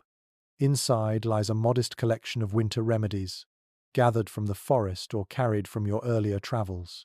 A small pouch of dried spruce tips, a strip of willow bark, a bundle of sage, still holding its faint aroma, a few pine resin nodules wrapped in cloth. Simple items, yet powerful in the hands of someone who respects their uses. According to descriptions preserved in frontier notes shared across generations, mountain men relied heavily on local plants to treat winter ailments. Spruce tips soaked in warm water eased throats, while willow bark helped with lingering aches. Pine resin served as both antiseptic and sealant for small cuts. These remedies were not magic, but they kept many trappers alive in remote places where no doctor could reach them. You pick up the pine resin first.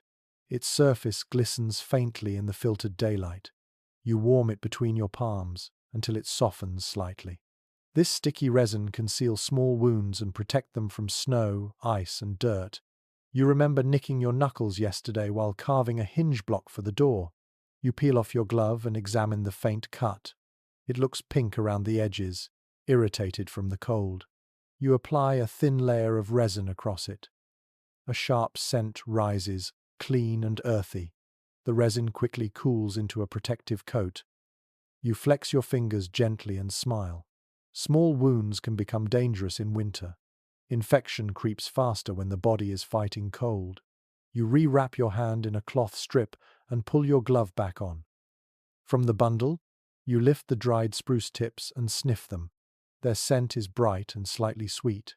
You set a handful into a small pot, pour snow into it, and place it near the cold hearth.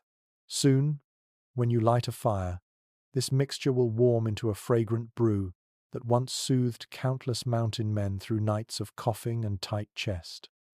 A memory rises from something you once read. Some trappers swore that spruce tea held the breath of the forest inside it, calming the lungs and lifting the weight of cold air. You like the imagery. It feels fitting. You stand and step outside to gather a few more materials. Snow crunches softly beneath your boots. The air feels heavier today, more humid, as though the storm sits just beyond sight. You walk toward a fallen log partly buried in snow. Beneath its bark lies a layer of powdery green moss. You scoop a handful into a pouch. Soft, absorbent, and soothing when warmed slightly, this moss was used to pad frostbitten skin or insulate cold feet. It also served as makeshift bandage when cloth ran out. You tuck the pouch away and walk toward the stream. Though most of it lies frozen solid, a small trickle of meltwater runs beneath an overhanging branch. You crouch and dip your gloved hand into the icy water. Clean water is crucial for winter health. Dehydration happens more easily in the cold than people realize. and mountain men often carried small containers of melted snow boiled near the fire. You fill your container carefully and seal it. Before heading back, you listen to the forest. A distant cough like cracking ice echoes across the trees. It is only a branch breaking, yet it reminds you of how winter illnesses often began quietly. A scratchy throat, a chill that refused to fade, a cough that grew louder over nights. In the wilderness, even a mild sickness could darken the mind and drain strength. Inside the cabin again, you close the door and kneel near the hearth. You strike a flame and coax a small fire to life. The warmth spreads slowly, crawling across the room and warming the hide under your knees. You place the pot of spruce tips near the flame and stir it gently. The steam rises in light wisps, carrying that clean, resin-rich scent. The dog lifts its head and sniffs the air curiously. A faint memory surfaces. Some old winter healers believed that a cabin filled with the scent of spruce or pine kept sickness at bay. Whether that belief came from tradition or simple comfort is uncertain, but the rising aroma now certainly brings a sense of ease. You sit beside the fire and reflect on earlier efforts. Your clothing, the chinking, the insulation, the snow walls outside, all of it protects your body. But true winter survival requires guarding what remains unseen. The rhythms of breath, the warmth of skin, the quiet pulse beneath your wrist. You unwrap your mitten and check your fingers. No pale spots, no numbness. Good. Frostbite often comes silently. Mountain men wrote about fingers turning white without warning. They advised warming them slowly near the fire, never rubbing too harshly. You follow that advice now, warming your hands at a safe distance. The heat tingles gently through your fingertips. Next, you check your toes, pressing them through your boots. They feel warm enough thanks to the grass lining. If the cold seeped in, you would remove your boots and warm them beneath your cloak. A trick you learned from an old description of winter nights, when trappers hugged their legs close to their bodies to keep circulation flowing. You sip the spruce tea when it's ready. Its taste is sharp and refreshing. It warms your throat and spreads comfort slowly through your chest. You close your eyes and take a deep breath. Winter illnesses rarely disappear instantly, but small habits like this strengthen your defenses. Outside, the wind hums again, low and steady. The dog shifts closer, resting its head on your knee. You stroke its fur, feeling the warmth beneath your hand. The animal's presence grounds you, reminding you of how mountain men relied on this quiet companionship to stay emotionally steady through the long, isolating nights. You gather the small pouches of herbs and store them neatly in a corner. Each item feels like a promise, something to soften pain, ease discomfort, or steady your breath. You look at the clay pot of spruce tea and drink again. The warmth spreads deeper now, curling old aches out from your shoulders. Your mind drifts briefly to a question that modern researchers often explore: whether frontier healers truly understood the chemical properties of the plants they used, or simply learned by repeated trial and error. Perhaps it was a mix of both. Humans learn by listening to the land, and the land teaches in its own deliberate way. You lean back against the wall, feeling the slow warmth of the fire bloom through the room. Your dog dozes peacefully beside you, chest rising and falling in a steady rhythm. You sip your tea one last time, then set the pot aside. Winter will test your body again, through cold mornings, long nights, and moments when fatigue creeps unexpectedly into your bones. But now, with these small remedies gathered and understood, you carry the quiet confidence that you can tend your own health, just as mountain men once did. Outside, the forest murmurs under the growing storm. Inside, the hearth glows with rising heat. And for now, with your small collection of winter medicine at your side, you feel ready for whatever challenges the season sends next. You sit quietly beside the fire, letting the warmth soak slowly into your hands. The spruce tea lingers on your tongue with its sharp, calming flavor. Your dog sleeps in a soft curl near your knee, its breath steady, its presence grounding. Outside, the wind hums against the cabin, brushing the walls with patient intent. It has not yet risen into a full storm, but you can feel the shift happening. Winter gathers itself like a great animal preparing to move. And as the day fades into evening, your mind turns towards something mountain men understood better than most people ever will: the long nights. Winter nights in the mountains stretch far beyond the simple absence of daylight. They feel deeper, heavier, shaped by silence that seems almost physical. For men living alone in these wild places, the darkness brought countless hours of reflection, hope and fear, memory and imagination, dreams that came alive in firelit corners. You lift your head and look toward the window gap. Outside, the sky dims. A faint glow rests on the horizon, snow clouds swallowing the last hints of sun. You add a small piece of wood to the hearth. The bark sputters softly before catching flame. The fire brightens, filling the cabin with warm amber light. Shadows dance across the logs, bending and stretching like living shapes. You lean back and close your eyes briefly. The fire's crackle reminds you of countless stories told by travelers who survived these winters. They described how the world outside seemed to fall away each night, leaving only the whisper of their own breath and the low hum of the fire for company. You shift, making yourself comfortable on the hides, then gaze into the small flames. Night has a way of expanding thoughts. Out here, in the quiet of the forest, your mind drifts freely. You think about the mountain men who wrote of these long nights in the simplest terms, yet hinted at something profound beneath their words. Some spoke of nights feeling so long they stretched into memory itself. Others described a strange peace that came from the darkness, as if the world allowed them time to breathe more deeply than daylight ever permitted. You sip the last of your spruce tea and let the warmth travel down your throat. The room smells of wood smoke, hide, and faint pine resin. The combination feels ancient, as though it has drifted through countless winters and carried the memory of each one.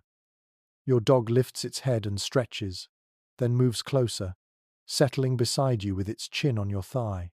Its presence warms you in more ways than one. Companions like this softened the edges of loneliness during these endless nights.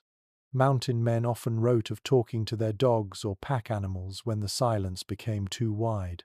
Not because they expected answers, but because speaking aloud anchored them to the living world.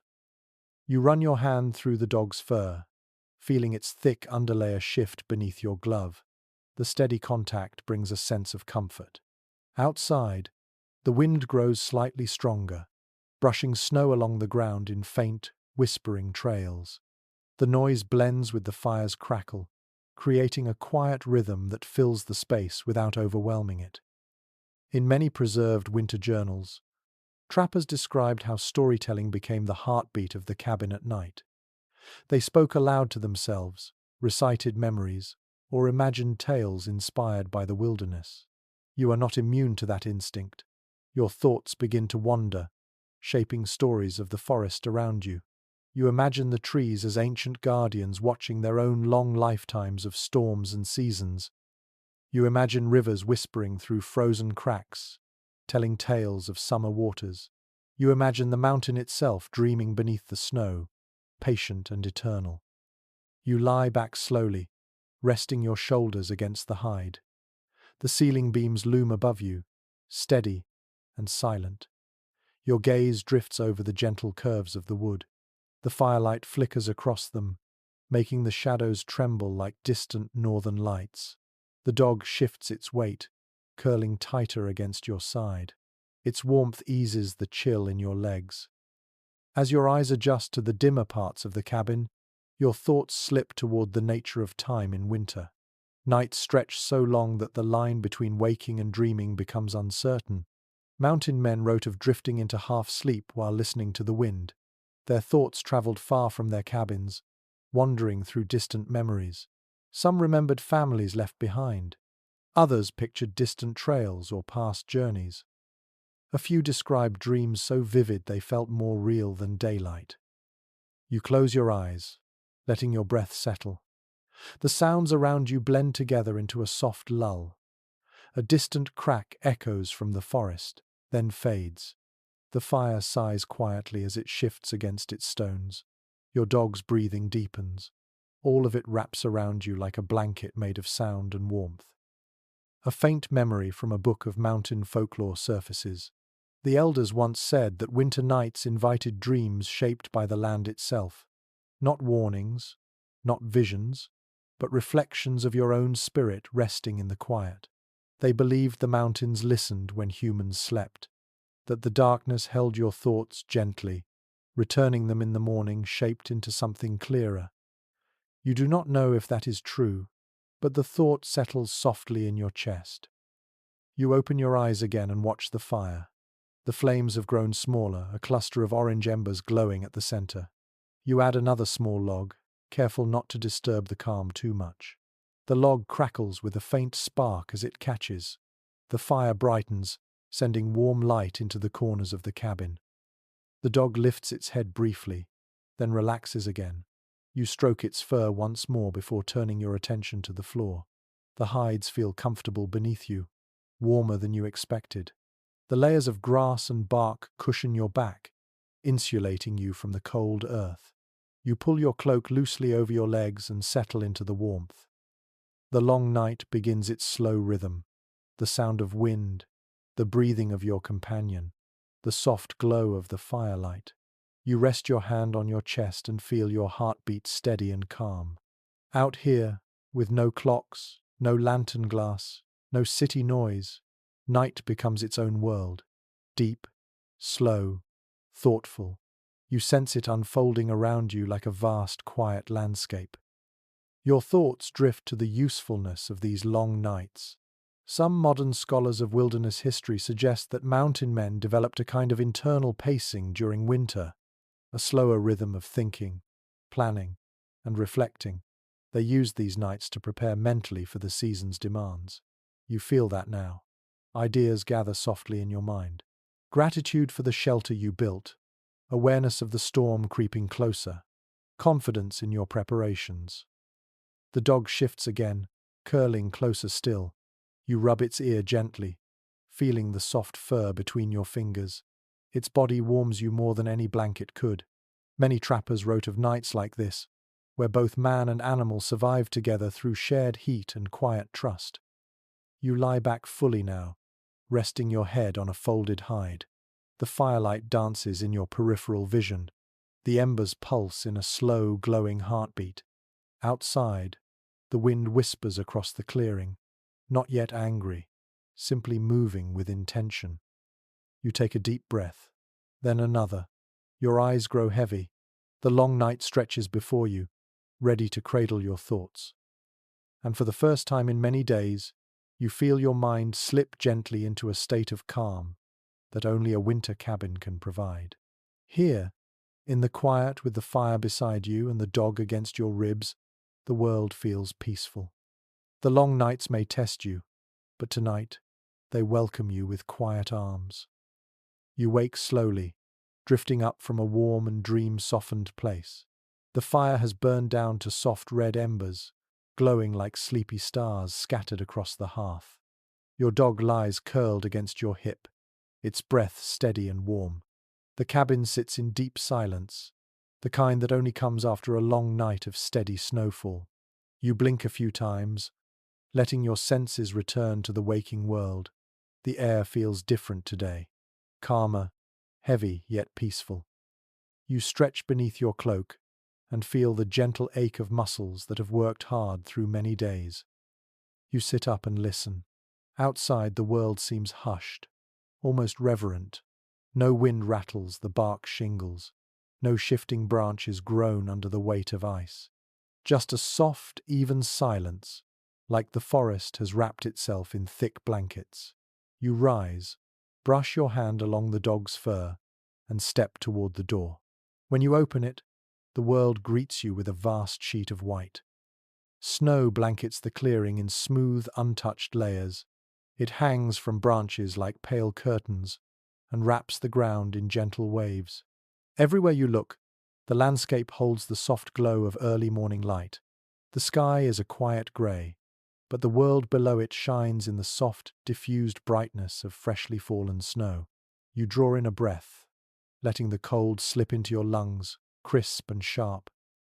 A memory drifts through your mind. In many old winter journals, mountain men described mornings after heavy snowfall as tests of patience and design. Their cabins faced the strain of shifting weight, melting edges, rising moisture, and subtle movement beneath the logs. Today, you must check your home with the same focused care. You step out into the drifts, your boots sinking until you feel resistance. Snow presses up the sides of your legs, packing tightly around your calves. It is deeper than yesterday, but not so deep that it threatens your walls. You start by examining the roof. Snow sits thick across the bark and spruce boughs, but the angle of the roof has done its job well. The weight distributes evenly. Still, you take your long pole and guide some of the heavier patches downward. They slide off smoothly, falling in muffled thumps that vanish quickly beneath the accumulating drifts. The shrubs and fallen branches you placed near the north wall are now half buried, their shapes softened by snow. You press your glove into one drift and feel its firmness. Good. It acts like an insulating sleeve now, keeping cold wind from hitting the logs too directly. You circle the cabin slowly, checking the chinking between the logs.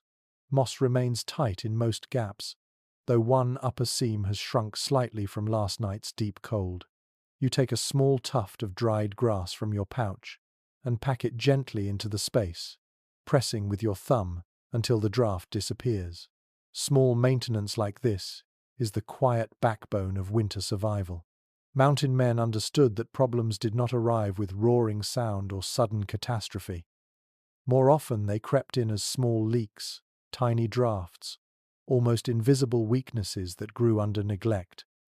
As you continue along the back wall, something pulls your attention. The earth beneath the snow feels uneven. You scrape a section clear and reveal a shallow bulge in the soil. It shifts when you press it. This is the edge of the spring thaw beginning its slow rise. Not a danger yet, but a reminder of what will come. Spring changes everything. Snow melts, the ground shifts, logs settle, homes creak, tilt, and sometimes crack. You kneel to inspect the bulge more closely, your glove brushing aside the soft powder. Beneath the thin layer of snow, the soil glistens faintly with trapped moisture. In many writings passed down through generations, old trappers noted that spring was often harder on cabins than winter itself. The freeze held everything still. The thaw made everything move. Scholars who study frontier structures still discuss how early builders coped with this movement. Some believe they deliberately left small gaps at the base of the cabin to allow the soil to swell and shrink. Others suggest they built on slightly raised platforms of stone. Your own cabin rests directly on packed earth, so you must watch the ground carefully in the coming weeks. Your dog trots toward you, its paws sinking into the powder. Snow clings to the fur around its legs in clumps. It stops beside you and shakes violently, sending a glittering spray into the sunlight. You laugh softly, the sound warm even in the morning chill. The dog's presence adds a gentle comfort to the cold air. You rise again and continue your round. When you reach the south side, you notice a thin trickle of meltwater running beneath a cluster of stones. This early melt does not threaten the cabin, but you know that once the sun climbs higher in the season, such water can pool and soften the ground beneath the foundation logs. You push snow away from the stones, allowing the trickle to run free rather than gather near the wall. Next, you check the chimney. Snow clings lightly to its crown, but the stones remain stable. You test the mortar with your glove, pressing gently. It holds firm, a good sign. A storm can shift stones, but last night's snow seems to have settled without pushing anything out of place. With the exterior checked, you head back inside. You close the door behind you, sealing yourself in a chamber warmed by thin sunlight filtering through the window gap. Your breath curls in misty swirls. You kneel beside the hearth and build a morning fire. The spark catches quickly, thanks to the dry kindling you stored near the wall. Flame blossoms upward, casting orange light across the room. Your dog circles beside you, eager for warmth. You smile and let the heat rise.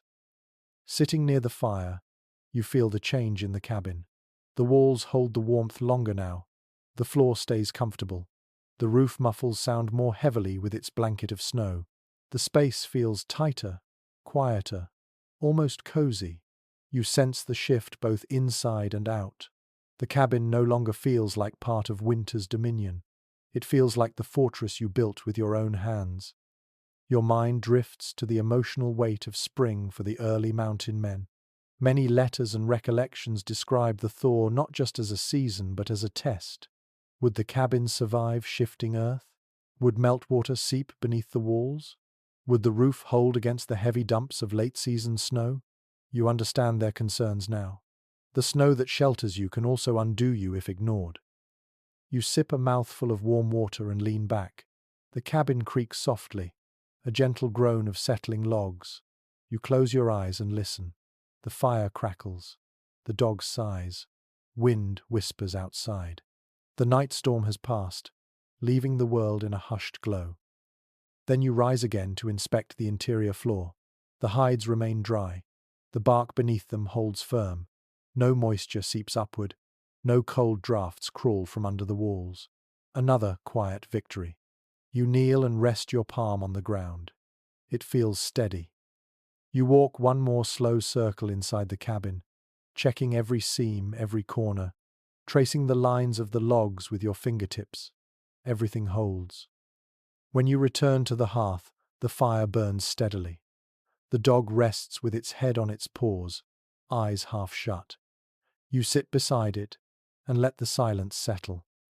Outside, the world shines beneath the soft weight of new snow. Inside, your home stands ready for whatever the thaw brings next. This season has not finished testing you, but your growing shelter meets each challenge with calm and quiet strength. You stay seated beside the hearth for a few peaceful breaths, letting the warmth wash across your hands and slowly ease into your shoulders. The fire glows steadily now, its light settling comfortably against the logs. Outside, the world rests under a thick quilt of snow, the storm's voice softened into near silence. The dog lies close, curled with its nose tucked into its fur. This cabin, built log by log and shaped by so many careful choices, finally feels whole. You rise, stretch your arms, and walk toward the door, knowing it is time to reflect on what this shelter truly represents in the wilderness. You open the door gently. A cool rush of air brushes your face, but the cold feels familiar now, no longer threatening.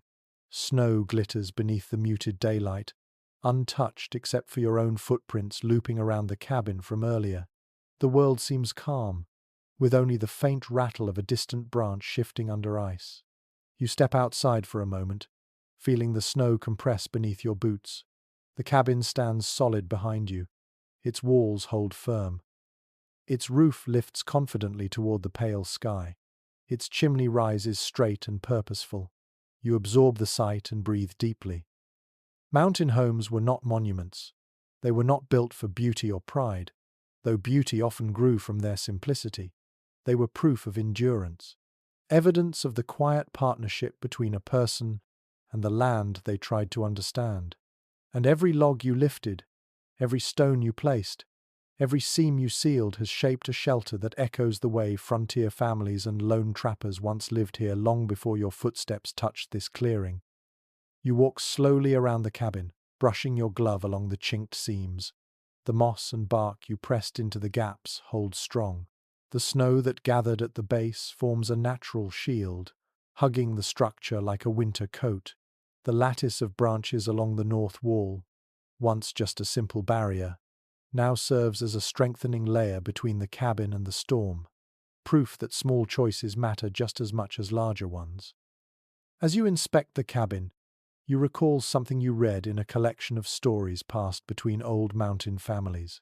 They wrote that shelters built in winter held a special character, as though the cold shaped them more carefully. Spring cabins, those built when the world was gentler, lacked the toughness found in winter wood and winter mines. Whether that belief was practical truth or simply the pride of hard living, you cannot say. But standing here beside your own winter shelter, you understand how effort shapes meaning. You return inside and push the door closed behind you. The familiar hush of the cabin settles over you again. The firelight flickers softly, the shadows shifting across the log walls like gentle waves. Your dog wakes briefly to watch you, then lowers its head back onto its paws. You kneel beside the hearth and hold your hands near the warmth, letting heat seep into your blood.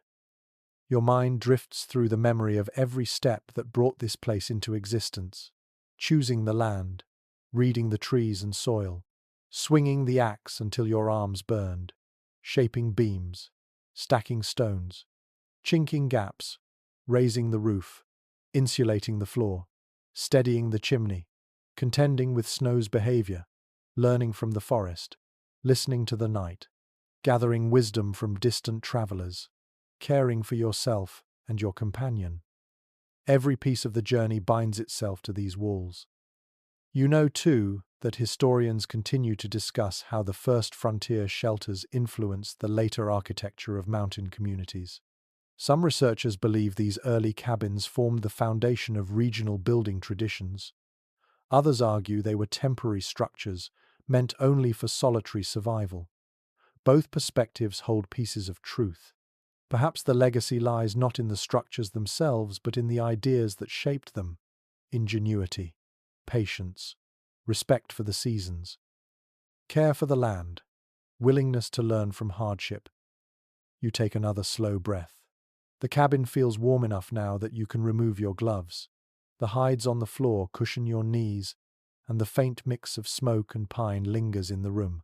You run your fingertips along the wood grain beside you. It feels smooth in some places, rough in others, alive in every inch. A quiet sense of accomplishment settles into your chest. You turn your head toward the window gap. Outside, daylight has softened into its late afternoon shade. Snow glows faintly under the dimming sky. You can almost imagine how the cabin will look in spring, when melting snow reveals new ground, and green shoots break through the frost. The walls may shift slightly, the ground may swell, the roof may settle, but the cabin will endure. You lean back on your hands and close your eyes briefly, letting the heat of the fire settle across your face. The long nights, the cold winds, the work-worn hands, the careful listening to nature's quiet voice, all of it brought you here, and now the cabin stands as quiet testimony to your determination. It is not perfect. No mountain shelter ever is, but it is strong, and it is yours. Your dog rises, shakes its fur, and steps closer. You rest a hand on its shoulder. Together, you sit before the fire, sharing warmth in a space shaped by effort and patience. Outside, snow begins to drift lightly once again, soft as a whisper. Your gaze rises to the ceiling beams. You admire their lines, the way each one rests securely on the next. This home, simple and rugged, reflects the lessons mountain men carried through countless winters. Build smart. Listen to the land. Protect what matters. Trust your instincts. Respect the cold, and take warmth wherever you can find it. You inhale deeply, feeling the heat expand through your chest. The cabin stills around you, peaceful and strong. The long journey that began in a frostbitten clearing now finds its quiet resting point here, beside a fire that glows softly against stone. You exhale slowly, letting the warmth settle deeply into your bones and your mind. Now let the breath soften. Let the cold outside become distant, muted, almost imaginary. You sit inside your finished cabin, the walls holding the last light of the fire in their grain, the air warm and safe around you. The dog rests calmly against your leg, a steady rhythm of breath rising and falling like gentle waves.